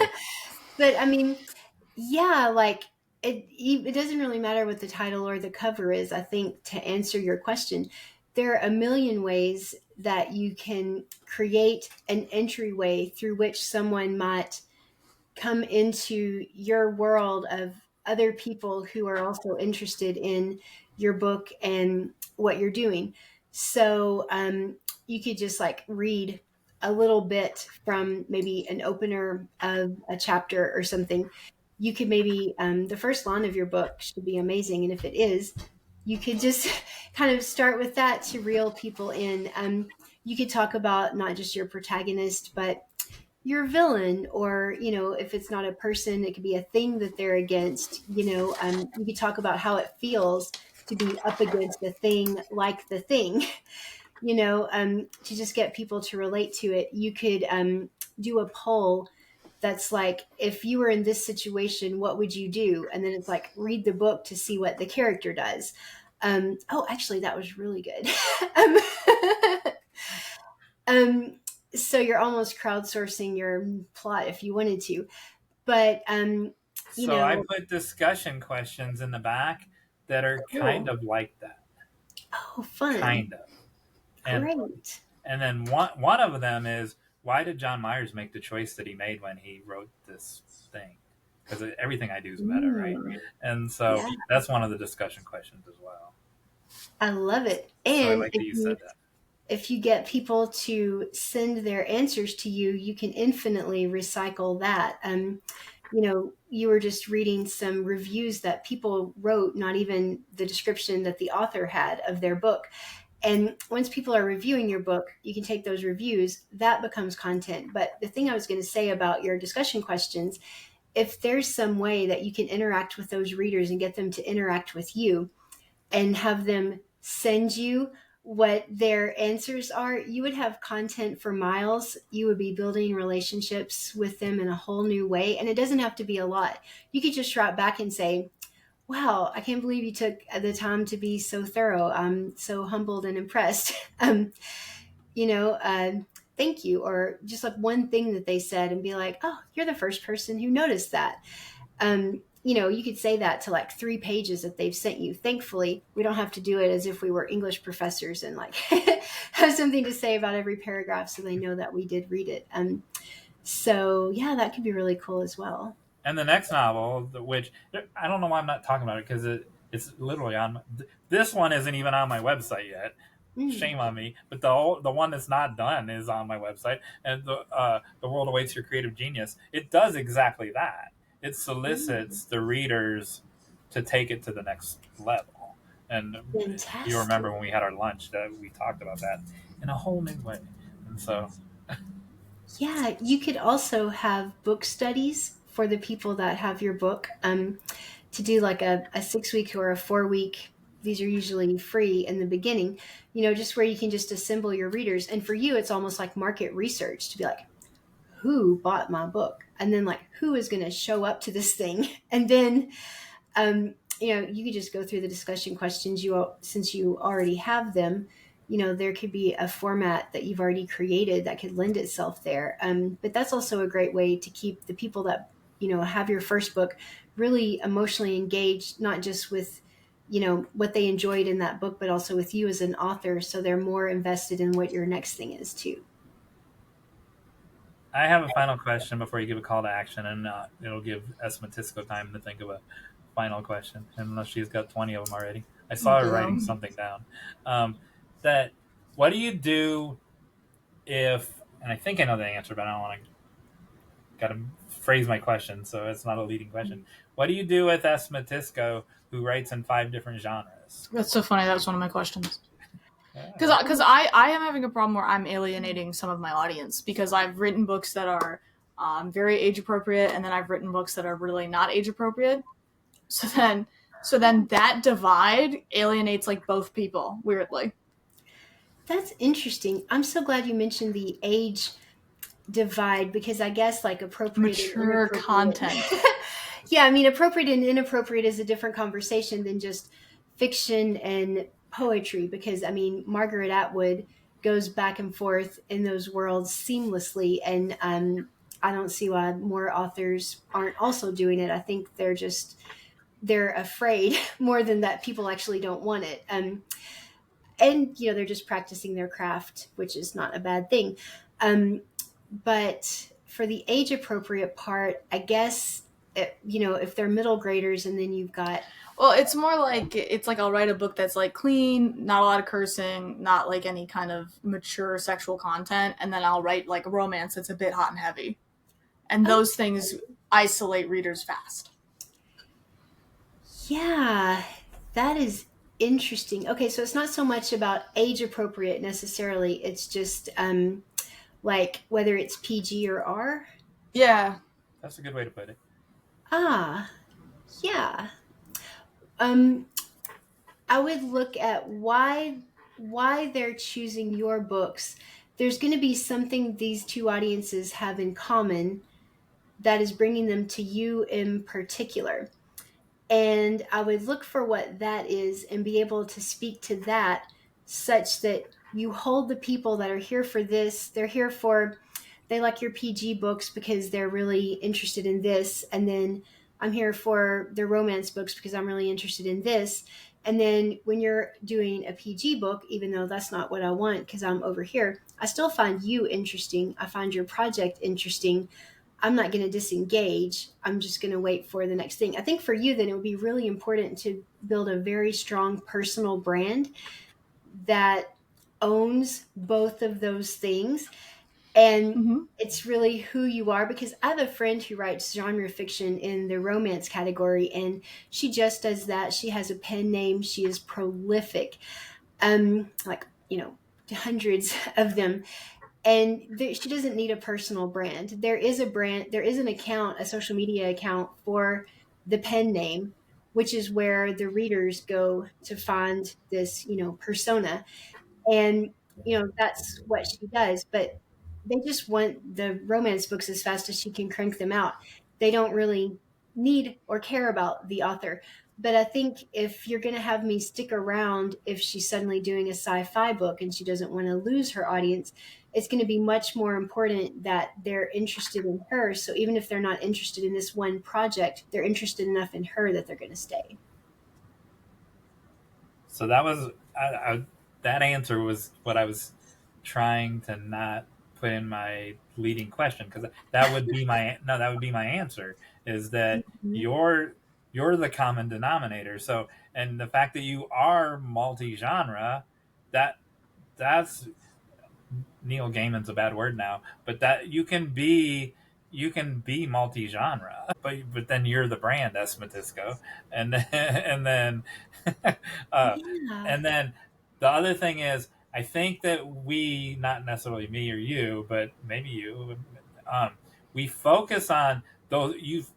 This person was the PG person was offended by the R person was bored with the PG, but we never focus on the people that bounce back and forth between the two of them. You have those people. Which is me. That's like, I read all kinds of things. So you have readers that have all 5 of your books. And so you do. And so you don't focus on them. They weren't run off in one direction or another. go get more of that. If Mary has all 5 of them, I just said it like it's so easy. And I but mean, yeah, but I mean, it is, well, it's not easy, but like once you zero in on like, this is the one person that I'm talking to and I want a million people just like them, it Mm-hmm. becomes a lot easier to think like, what do you want to say and who do you want to say it to? And you could even explain what it is that you enjoy about the PG content and how Mm-hmm. you like that it's possible to say something that is human and true and meaningful without having to go all the way there. And then you can talk about the more R content and talk about why you do like to go there sometimes. And, I'll also say, at least for like PG to R, you might be surprised if you give the PG people a chance. They might be happier than you might expect them to be to go over to the other content. But yeah, I think just like calling it out and talking about it and why I do both and that I do both. And I'm an everything person, and really, aren't we all? And certainly there are some Stephen King books that are squeaky clean, and there are other ones that are, really kind of filthy, I guess, if you're going to label them. So what you're doing isn't even necessarily, it's not unheard of. So that's why I'm so confident that you can do it. I'm a good example of that. So there's nothing racy in my book, but there are racy. There's the F word in my favorite novel of all time, right? And in this wonderful book of poetry right here, that you can read all of the things, Mm-hmm. and really be a proponent of all of the things. It's not. Mm-hmm. I don't think it's an either or for a multi-genre person. Not Yeah, in. I personally noticed a relatively strange thing happened to my audience because it was my first 3 books are closer to like young adult, and like Broken Wrist poetry is poetry, so it kind of like got an excuse of like this is just some weird thing she's doing, that's fine.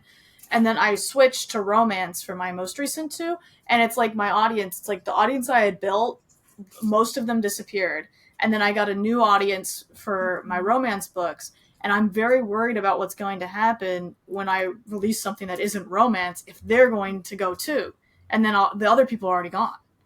Yeah, well, if the other people are gone, then I guess we don't need to worry about them. Yeah.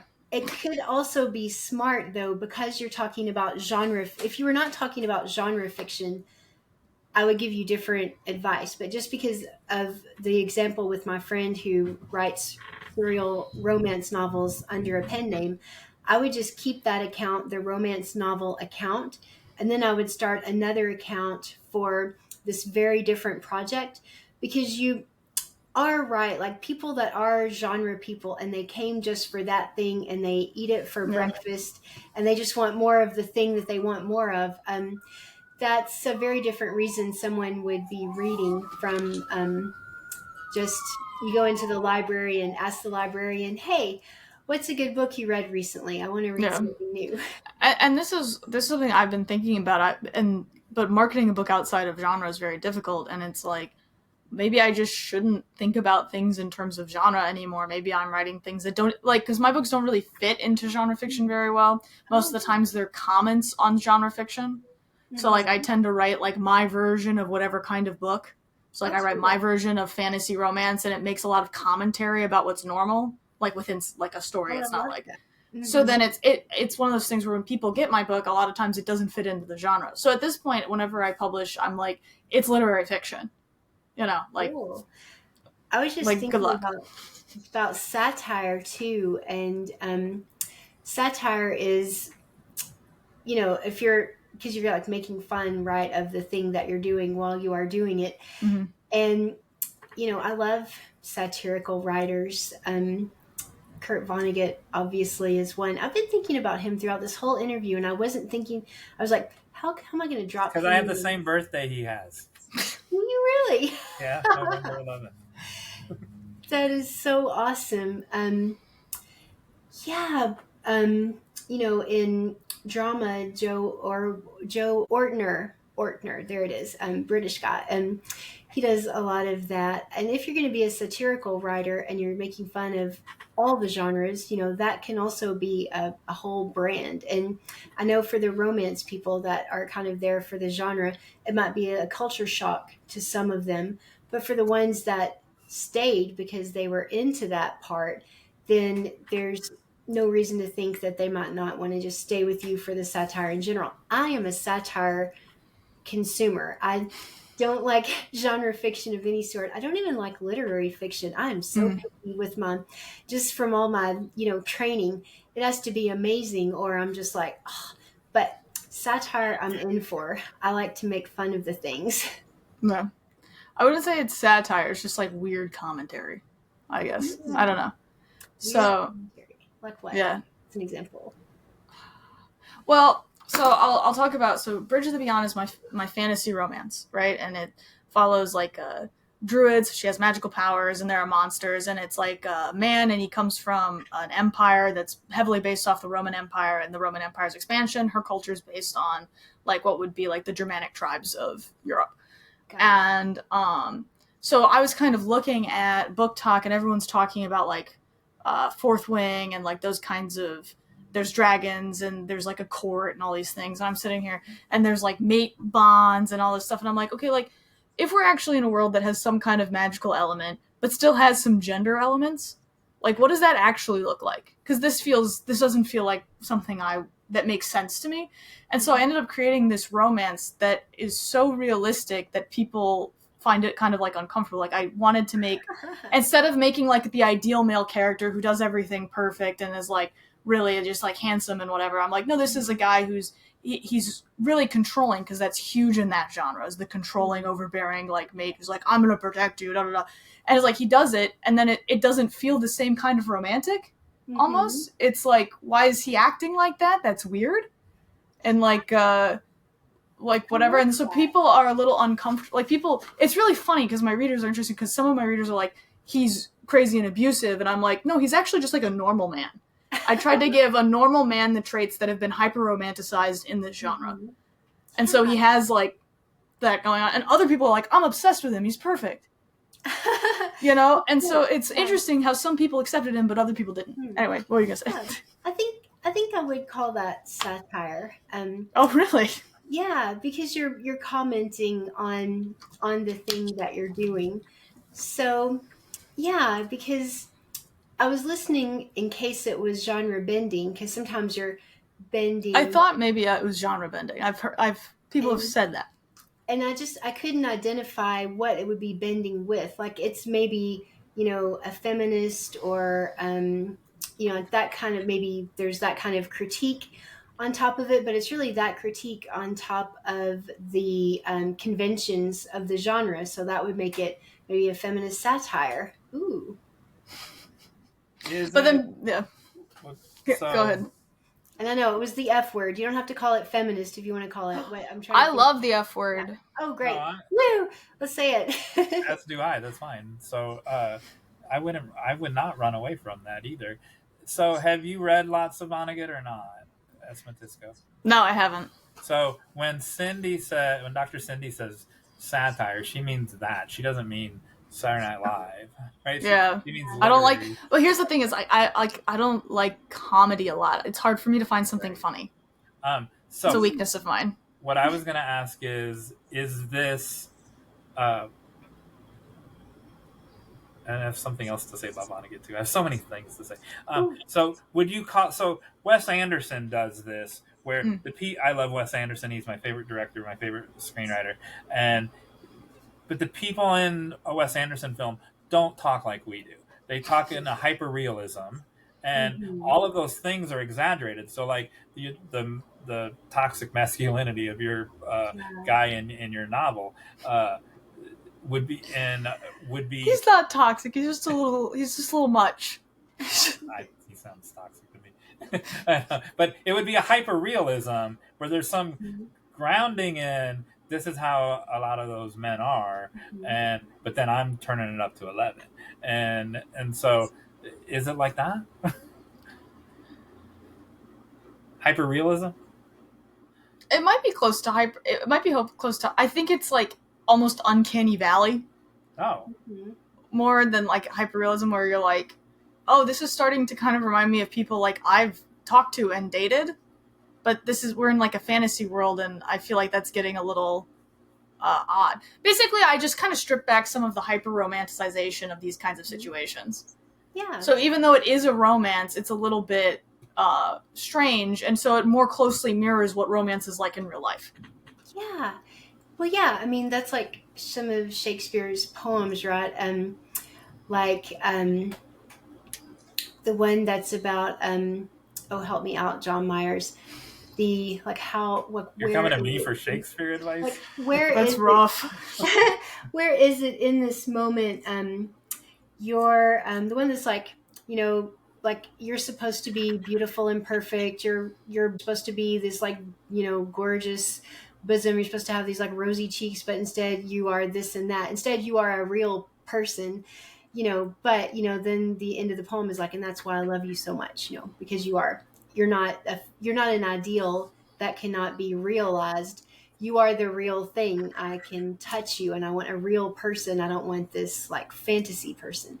So that, if you're doing that, then, it is a tale as old as time. So, and that to me, I know the poem too, and I don't know which Shakespeare poem it is, but that seems like, to me, maybe I'm just simplifying hyperrealism, but that seems like hyperrealism.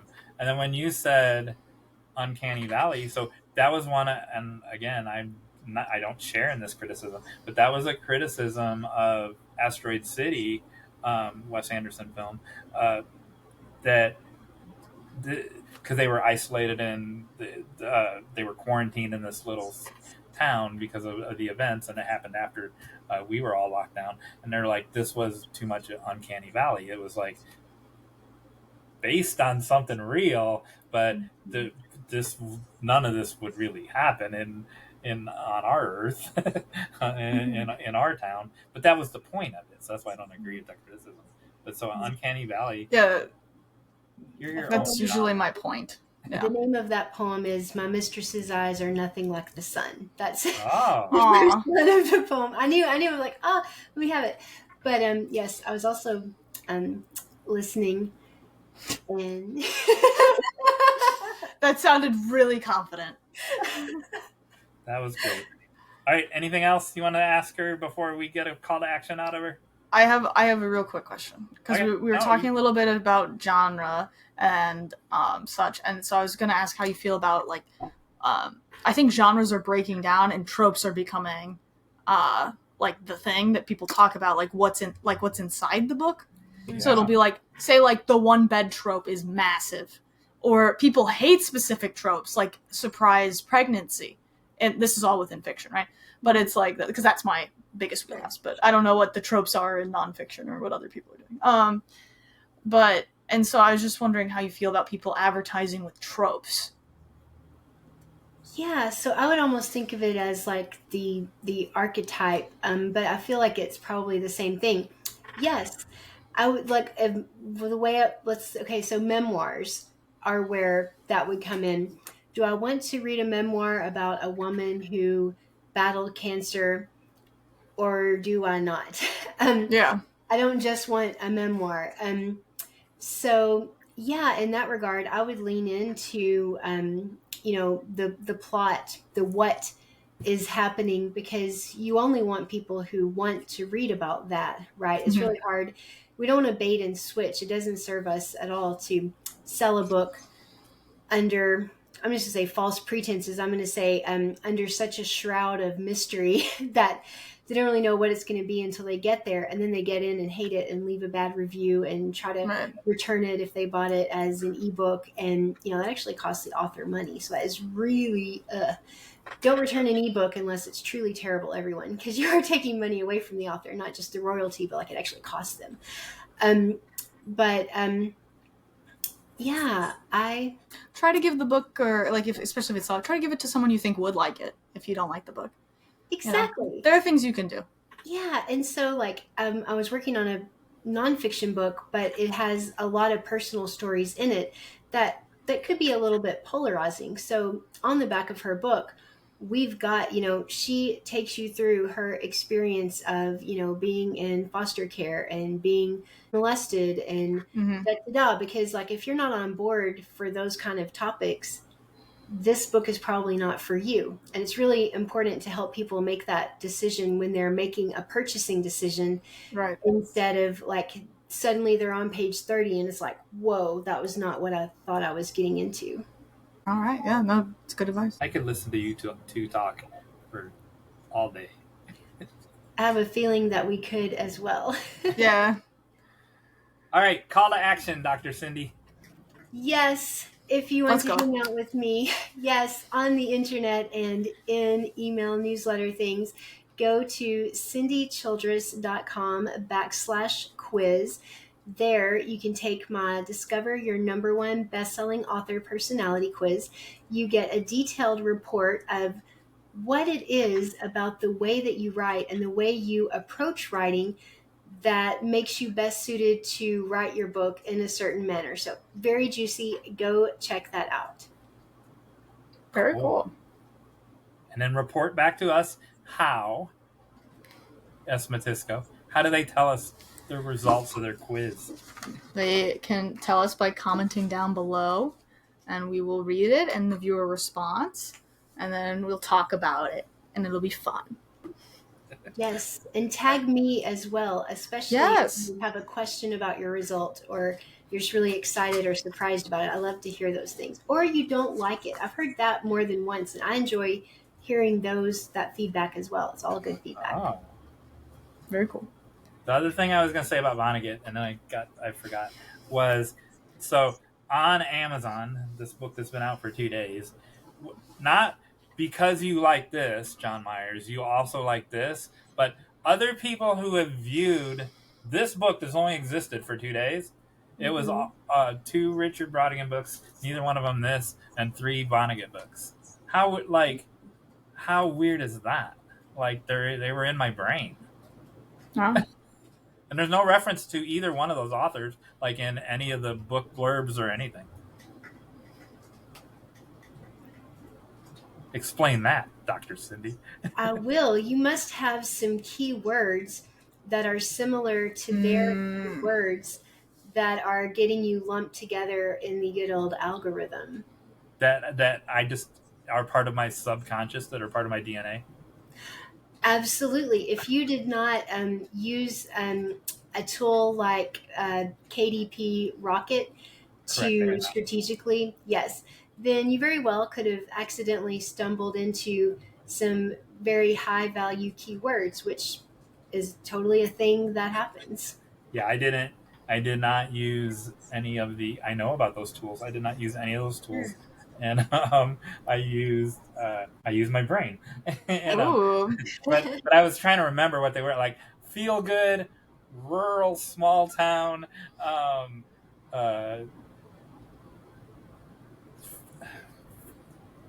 I don't remember how I said it, but father-daughter relationship. None of those things to me point to Vonnegut or Brodigan, but my brain does.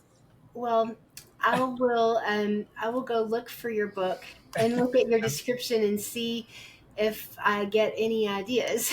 And see what your suggestions, like, if you, because you liked Pantomime Horses of London, Kentucky, you'll also like see what your suggestions. That's an interesting tip. Thank you, Dr. Cindy. Yes, thank you for coming and talking with us. It was great meeting you. Thank you.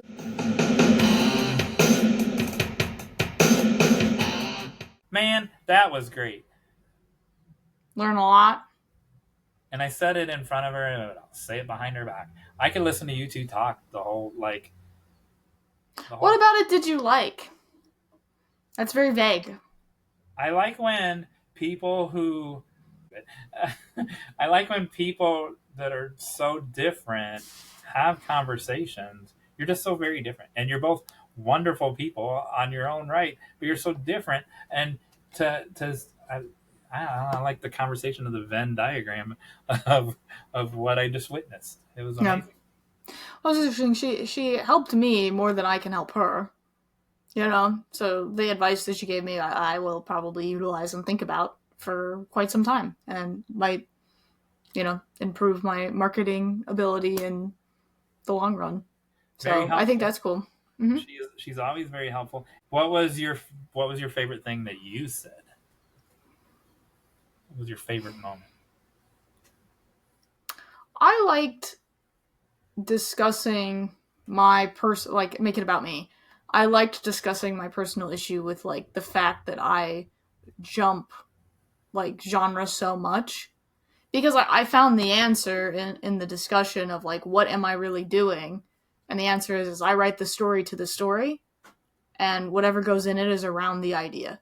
So like every decision I make about what's going in it is not based on my personal preference, but because of the idea I've had.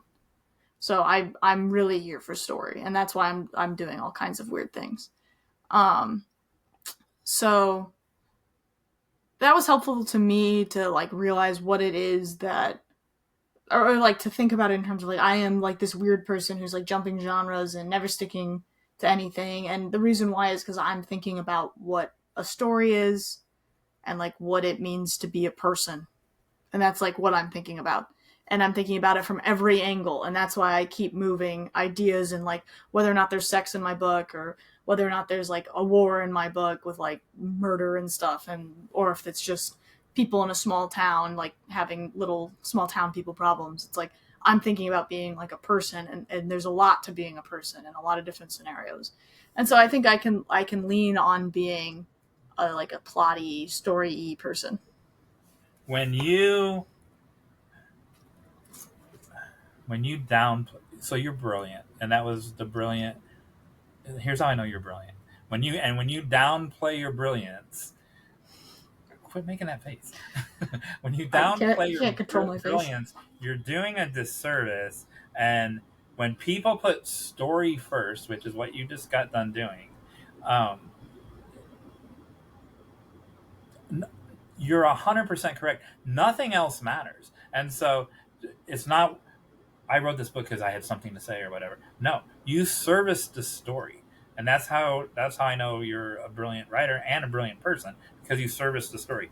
My hero, Michael Jamin, when he has a kernel of an idea for one of the stories in that book, A Paper Orchestra, he takes it, and it's kind of what you just said.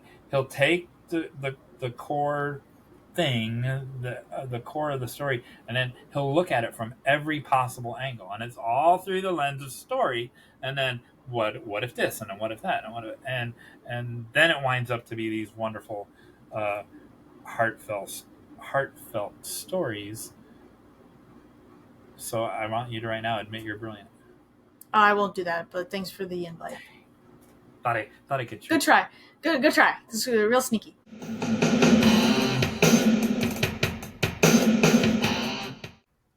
While you were having a snack, it occurred to me that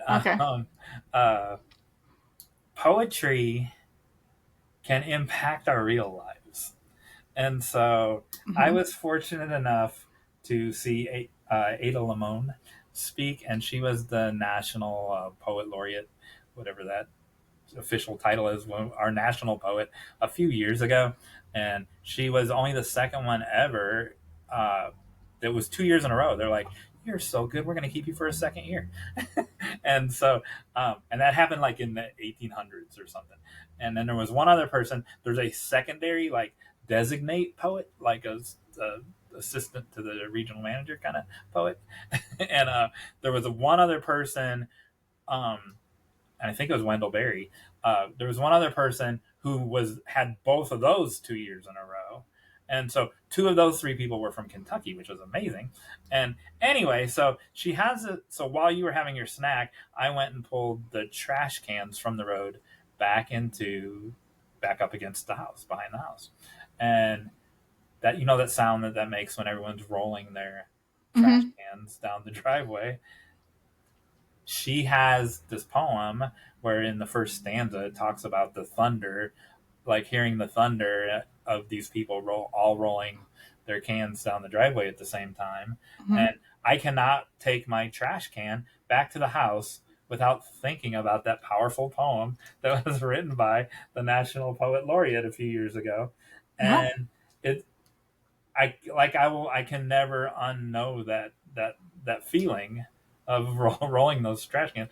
And also, one of the reasons why I moved into this house 9 or 10 years ago is it's in the city limits, but across the street it's not. And so Oh. if you lived in the city limits, you had backdoor service for your trash at no extra charge. They came to, like, you didn't have to take it out to the street. They came to your backyard and they violated your privacy of your backyard. They took it out to the trash truck, and then they replaced it back where it came from. So I never had to take my trash out. 2 years ago, right after COVID, 2 years ago, they renegotiated the contract and they got rid of backyard service, and because they got robot trucks that you got to roll out to the street because there's only a human who never even gets out of their truck, and the arm comes out of the truck and picks up your garbage can. That's what we have. Yeah, I don't like that. I want a human. They unemployed so many people for their $250,000 robot truck, and then I got to take my trash out once a week. Hey, Jon Meyers. Yes. Okay, I have a question for you. It's not as science-y, but it is related to food. I love these food questions. Okay. What was the first food eaten in space? Tang. It was not Tang. Is that your... Powdered chicken pot pie. Oh, I have to caveat this. It's by an American. So it's slightly different. Not by the monkey or the dog that went before the humans. Yeah, like a human American. That's my answer. That's my final answer, Reed. It is what? The powdered chicken pot pie. Oh, it's applesauce. Applesauce. Oh my god. Yeah. That's what's more American than applesauce? That's what they say. That's why I'm not an astronaut, right there. You don't like applesauce? No, do you watch the show?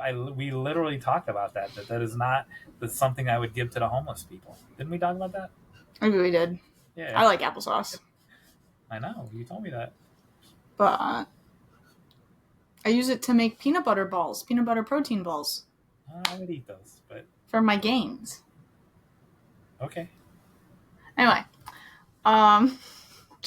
he said this off record, but he said he liked it when I flex, so I thought I'd flex with him. You do it sometimes on the episode I'm recording or I'm editing. You do it just like out of nowhere. Yeah, you gotta flex on the haters, Jon Meyers. Sorry, can't screw up your brand. We were just talking about your brand. So yeah, I can't imagine you having haters. You're the don't let the haters get their way. Fascinating woman on earth. The third still. Yes. You put yourself there. I know. I didn't hear you, so I was checking to make sure you put me in the right spot. You put yourself there.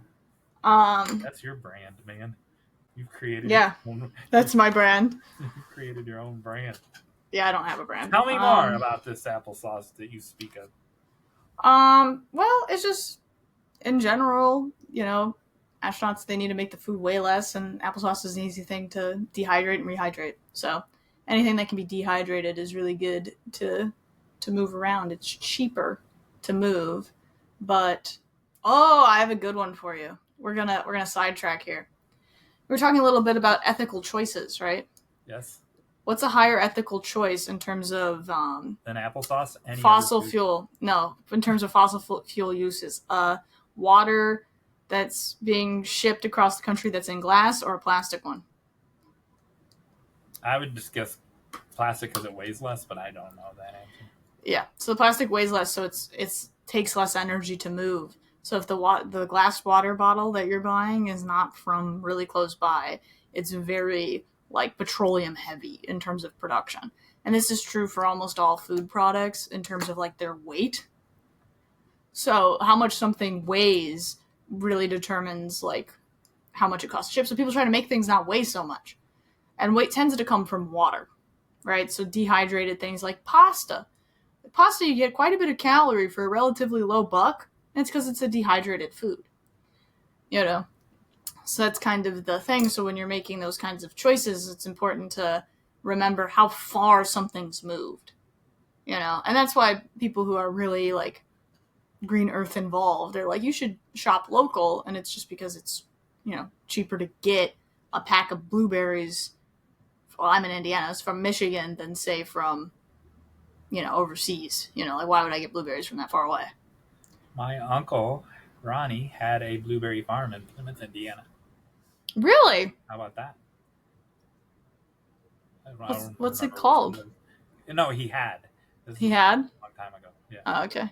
And, My mom loved blueberries, and we went blueberry picking all the time when we were kids. She only liked them if she picked them herself, though. In She was Plymouth? very bougie about it. I think we've been blueberry picking in Plymouth. it might have been before your time. Might have, but we're the same age, Jon Meyers. How could that be? True. Thank you. Thank you for indulging me. But yeah, no. Did it Love have, blueberry picking. Did it have? So there's this weird piece of equipment that looks like milk udders, but it's metal, right? And it's on the end of like what looks like a drill, and you stick that into the blueberry bush, and it goes, and all the blueberries fall into this basket. And did you have that? I don't remember that. No. Thank you so much for explaining it to me, though. That was fun. You had one of those. Yeah, your eyes actually opened up, like when I showed you a purple carrot. Yep. Yeah, my eyes are always half open. That's how I save energy. Tell me a fact that I'm not going to believe. About what? Anything.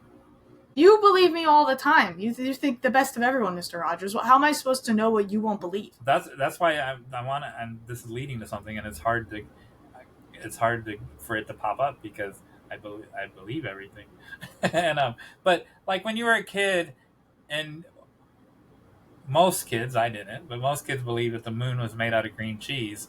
So it like there's some Hard belief. cheese. Huh? Hard cheese. Hard cheese. Okay. Not cream cheese, hard cheese. That's Right. why the craters are there. I said green cheese. Oh, green cheese. I thought you said cream. I thought you said like No, cream I cheese. I didn't believe the cream cheese, but I believe the cream cheese. All right, so tell me that. Tell me what the moon's made out of. There you go. Plasma. Mon eel. You know what that means? I actually wrote that down. So, when we talked earlier about in an earlier episode about Aristotle and stuff, so mon eel, my eye, is what Mark Antony said to Aristotle when Aristotle. It means, yeah, I'm not buying it. And so, yeah, I'm not buying what you're selling. And so it means that I don't believe you. And like, so in Scottish, it's like, haver. And like, nonsense, haver. I'm not buying what you're selling. And so, In America, we say BS. yeah, it's like the French version is like the more subtle, sophisticated mon eel, and you can do it, and the person doesn't even know what you're talking about. And so I actually ended a screenplay with that. It was the final line in the screenplay, and then "Havers" is in your face. You can't ignore that. I forget, what did that have to do? It had something to do with what I was going to say. I don't know. There was something that you said, and I wanted to. You were right. I was Mr. Rogers during it. I didn't believe it at first, but then I ended up believing it, so I couldn't mon-eel you. Speaking of death, this thing that you resurrected. Never resurrect. Okay, moral of the story: never resurrect anything. You never know what'll happen. 2 letters, please. Can we just do one? We can play with one. But you All don't right. need I'm to. You picking. can change the idea of baggy if you're prepared. I'm gonna go with P. P as in P. P as in Peter. H. Okay. I'm going with C as in Cindy. She would never lead me astray. Aww. S. Shit. As in Shoot. Matisko. S as in shoot. The character name Shoot? No. So it's H and S. You can just pick one if you only want to do one. What if can we do, instead of names, just like concepts? Like, what if I do Holy Scripture? What?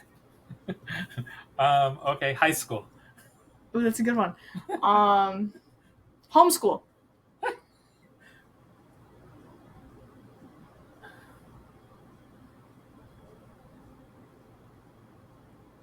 Honorary superintendent.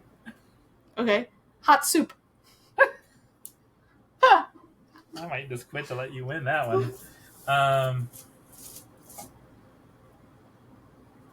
Horrid slime. Hmm. Mm. Holy guacamole! Holy guacamole! I messed up, so I lost. Um, I wanted to do holy guacamole, but just because it was funny, but it didn't work with the prompt. I'm out. when you said last week, you acted like you didn't remember, or you didn't. Last week, you acted like Mon Il, like you didn't believe that I really knew someone named Iljan, and Oh, is that where this came from? Okay. that's what I was gonna say. And today is Iljan's birthday. You're See. so smart. There you go. Yeah, so it was today's Iljan's birthday. Happy birthday, Iljan. Happy birthday, Iljan. All right. I think now it's time for the final act. I would like you to pull 3 books from your shelf. Random. Yes, you can do books. I've thought about this. They can be totally random. They can be books you love, but I want them to be like unrelated. Okay. Well, since trout fishing in America is already here, I'm going to pick that. All right, let's do that. Okay. And then I will pick. I'll show them to you once I get all 3 of them in my hand. Okay. Oh, and the other one's over on the other bookshelf. I'm sure you've done this before or done something similar. I can kind of explain to you my reasoning. I don't know if you'll keep your walking away in the scene or not. That's the best part of the show is when you're talking to my empty chair. I love talking to your empty chair. Me and your chair have a lot of chemistry. It's like a guest. Like when the guest shows up. That's how I feel when your chair shows up. Anyway, so I don't know if you've seen these things where it's like you turn to page X and then what the first line is like the story of your romantic life or whatever. No, I've not seen that, nor have I done that on this show. Okay, well, we're doing something a little different because I wanted to make it more than just like a little thing. So I'm gonna have you turn to page 67 of each of these books, and you're going to pull the first full sentence from each book, and then you're going to tell me a story connecting these sentences together. You do not have to have the sentences be exact, but the concept of the sentence has to hold. So that's your... Why did you think I wouldn't like this story? I mean, we'll like this game. I don't know. Because I've done it before, but with like one book, and I wanted to make it a little harder for you, so I thought we would do 3 and have them be totally different because I thought maybe we could get something kind of funny. You made it harder for me. I did. I believed in you. I appreciate that. So you let slip on a previous episode that you were on the speech team. I was actually a debater. I did public forum, but I did speech whenever debate was off. Well, that's me. So I was on the debate team. You know what high school it was. And so we were the best of the best in the country. We were not the best by the time I was there. And even though that was only like a year after you were there, so. Yep. Really dropped the ball fast. And it was me and Jim were in policy debate where Jim was my partner, and then Rich and Jeff, we were equally good. Like when you get to finals and you get 2 out of 3 judges or 3 out of 5 judges, it was always a split, 3 out of 5 or whatever. And so we would go back and forth because our school dominated the state at that time and the region. And but they beat us in regionals, so they got to go to final, or they got to go to nationals, and we didn't. And but I did humorous and terp. I would do impromptu. If there wasn't a debate tournament that weekend, I would dabble. Yeah, I dabbled, and I liked it. And my fiance, I think he went to nationals for debate. On what? I think public forum. I think he did public forum with me, not with me. Did you have? So we had midweek league. It was called CFL, and on Tuesday nights as well, not just weekends. Did you have that? No. So we did, and then so that's where I did a lot of just speech stuff and impromptu and stuff because it was shorter. It wasn't an all day thing, and so. I didn't stick with it my whole time in high school because the older kids were really mean. And so there was like a really toxic culture in my high school debate that I kind of was like, yuck. And so I went and tried to do other things. All 4 of us were nice. We weren't mean. That's good. You got your books on your lap. You got 3 books. Open to page 67. But I'm getting to page 67 on all of them. Okay. While I'm telling this story. Some of these That's good. books don't have page numbers on them. All right, I have 3 page 67s now. Okay. Now, what do you want me to do? I want you to read the first full sentence on each page. In any order? Yeah, just so that people have an idea of what they are. Do these sentences have to stay in that order in my story? No. Oh, look how lenient you are. Well, I want you to have fun. We would have free write prompts in grad school, and people would get so mad at me because I can tell a story, man, in 15 minutes. And yeah, so, give them a yap. Yeah, you just get yeah. Yeah, and so there, there's people that are still working on their first novel after 10 years. Well, some of those people are in grad school, and they're like, so you got 45 minutes to write this, or you got 22 minutes to write this, right? And then the professor gives you the prompt, and it'll be like, have an element from Louise Erdrich, and have an element of this, and have it, and like all the, and I just like get out of, because I don't like sitting and lay on the floor, get my legal pad out, and write my story, and they would and I'd be done in the time limit. I'd use the whole 22 minutes or whatever, and they would get so mad. All right, so the first one is from Trout Fishing in America. Are you writing these down, these sentences? Because I might not remember them. I wasn't going to write them down, but I can. There was a green slime growing around the edges of the tub, and there were dozens of dead fish floating in our bath. Oh, God. You don't want to pick page 67. The next one is Kurt Vonnegut's Breakfast of Champions. Not my favorite Vonnegut book, but it's the one I grabbed. And okay. Page 67, the first sentence is written in big letters. What is the purpose of life? Right there. Scribbled across the top of it. And last but not least, the only person ever to reject us to come on our show, Jack Handy. I grabbed Squeaky Poems by Jack Handy. What'd they reject? If you've watched that episode, I'll tell you. Let me get the sentence out. One day we'll walk on the land. A giant vicious rat. Radioactivity made him be like that. That's the first sentence or the first stanza of the thing. So Jack Handy he's my favorite writer. I have all of his books, and he's my favorite writer from Saturday Night Live. And he doesn't do anything, and like he won't goals. He won't go on podcasts. He won't go on. He did no interviews for his second novel. So when his first novel came out, similar to my Ben Elton story, I wrote a glowing review of it, and he liked it, and he sent me like this little thing that said he liked it. And I'm like, hey, and I didn't have a podcast back then. I'm like, can I interview you for my blog? And he said yes. And so I got to interview, and he didn't give interviews a lot back then. And then when his second novel came out, The Stench of Honolulu, I'm like, I had a podcast. I'm like, hey, you want to come on the podcast? He said no.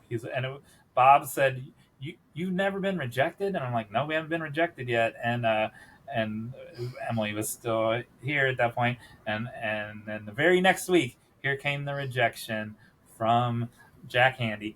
But then he sent me a free book and autographed it. Like, what a nice guy. And then the following week, David Spade and Dana Carvey got rejected by Jack Handy. And so they were like, but we'll keep working on them. Yeah, you're not getting them. If we didn't get them, you're not getting them. All right. I need to tell a story with all of those elements or those exact sentences. I won't remember the sentences. The elements. So the elements I've decided is we need a green slime, a bathtub, dead fish in the bath, but it can be dead fish in general. You need to answer the question, what is the purpose of life? That needs to be acknowledged directly. And then we need the giant rat on land. So walking around, giant rat, and the radioactivity. And it doesn't have to rhyme or anything, right? No haiku this week. I just want you to tell me a little story, please. I like stories. A previous guest, Christine Irene, she once, and I have somewhere I have the draft of it, not the novel that she's marketing right now, but she wrote a novel, in the entire novel in Sistina. You know what a Sistina is? She has that's how big her brain is. Like an entire novel written in Sistina. And it's pretty good. All right.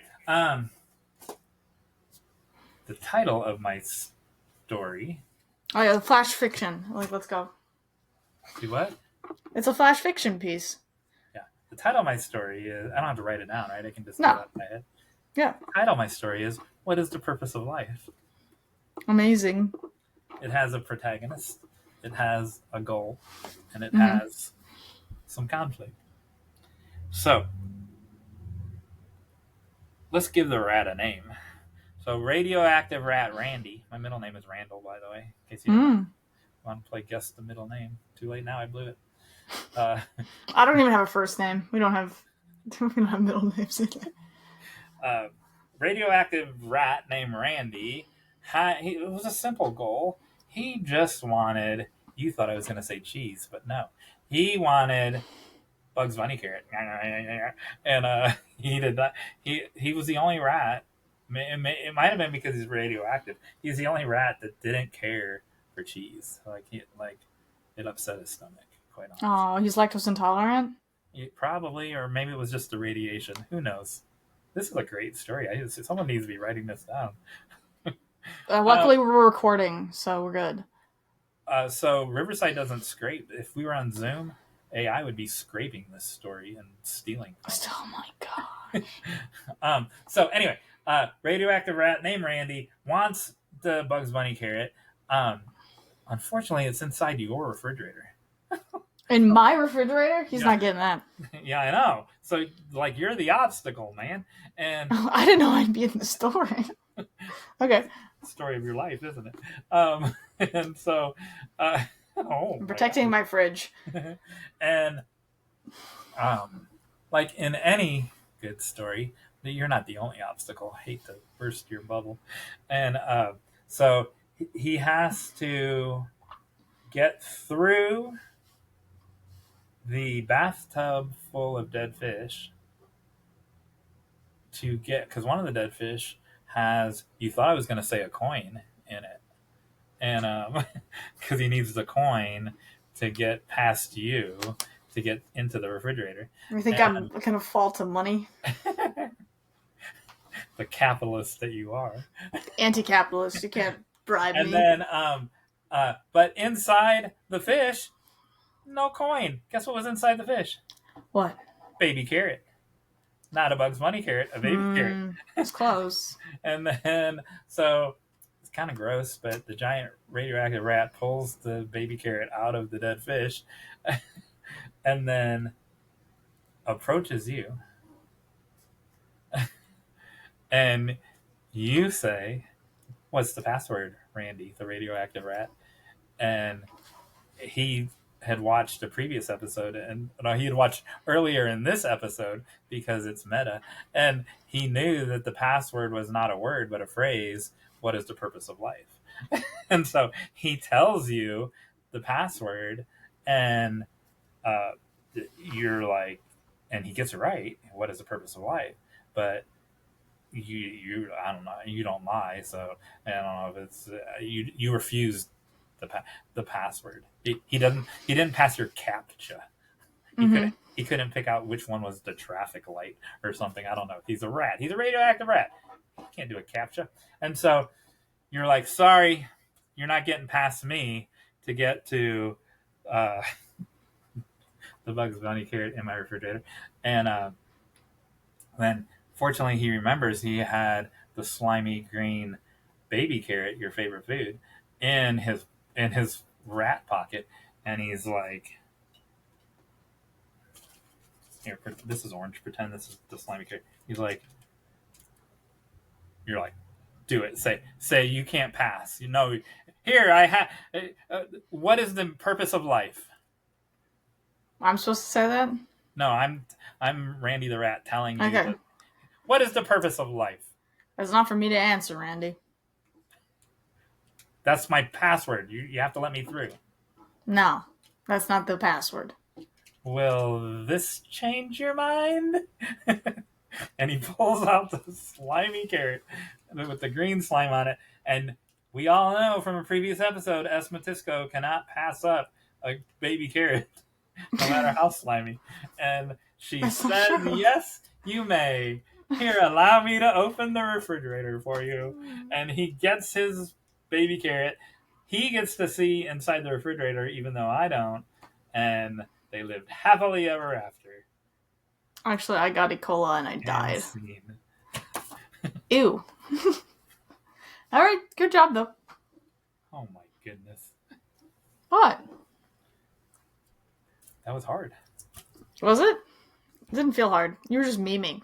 I just basically gave you a free pass to meme. You did. So, Buy my there book. we go. Yeah, buy his book. Don't tell us anything about it. Just say buy your book. Buy her book. Yeah.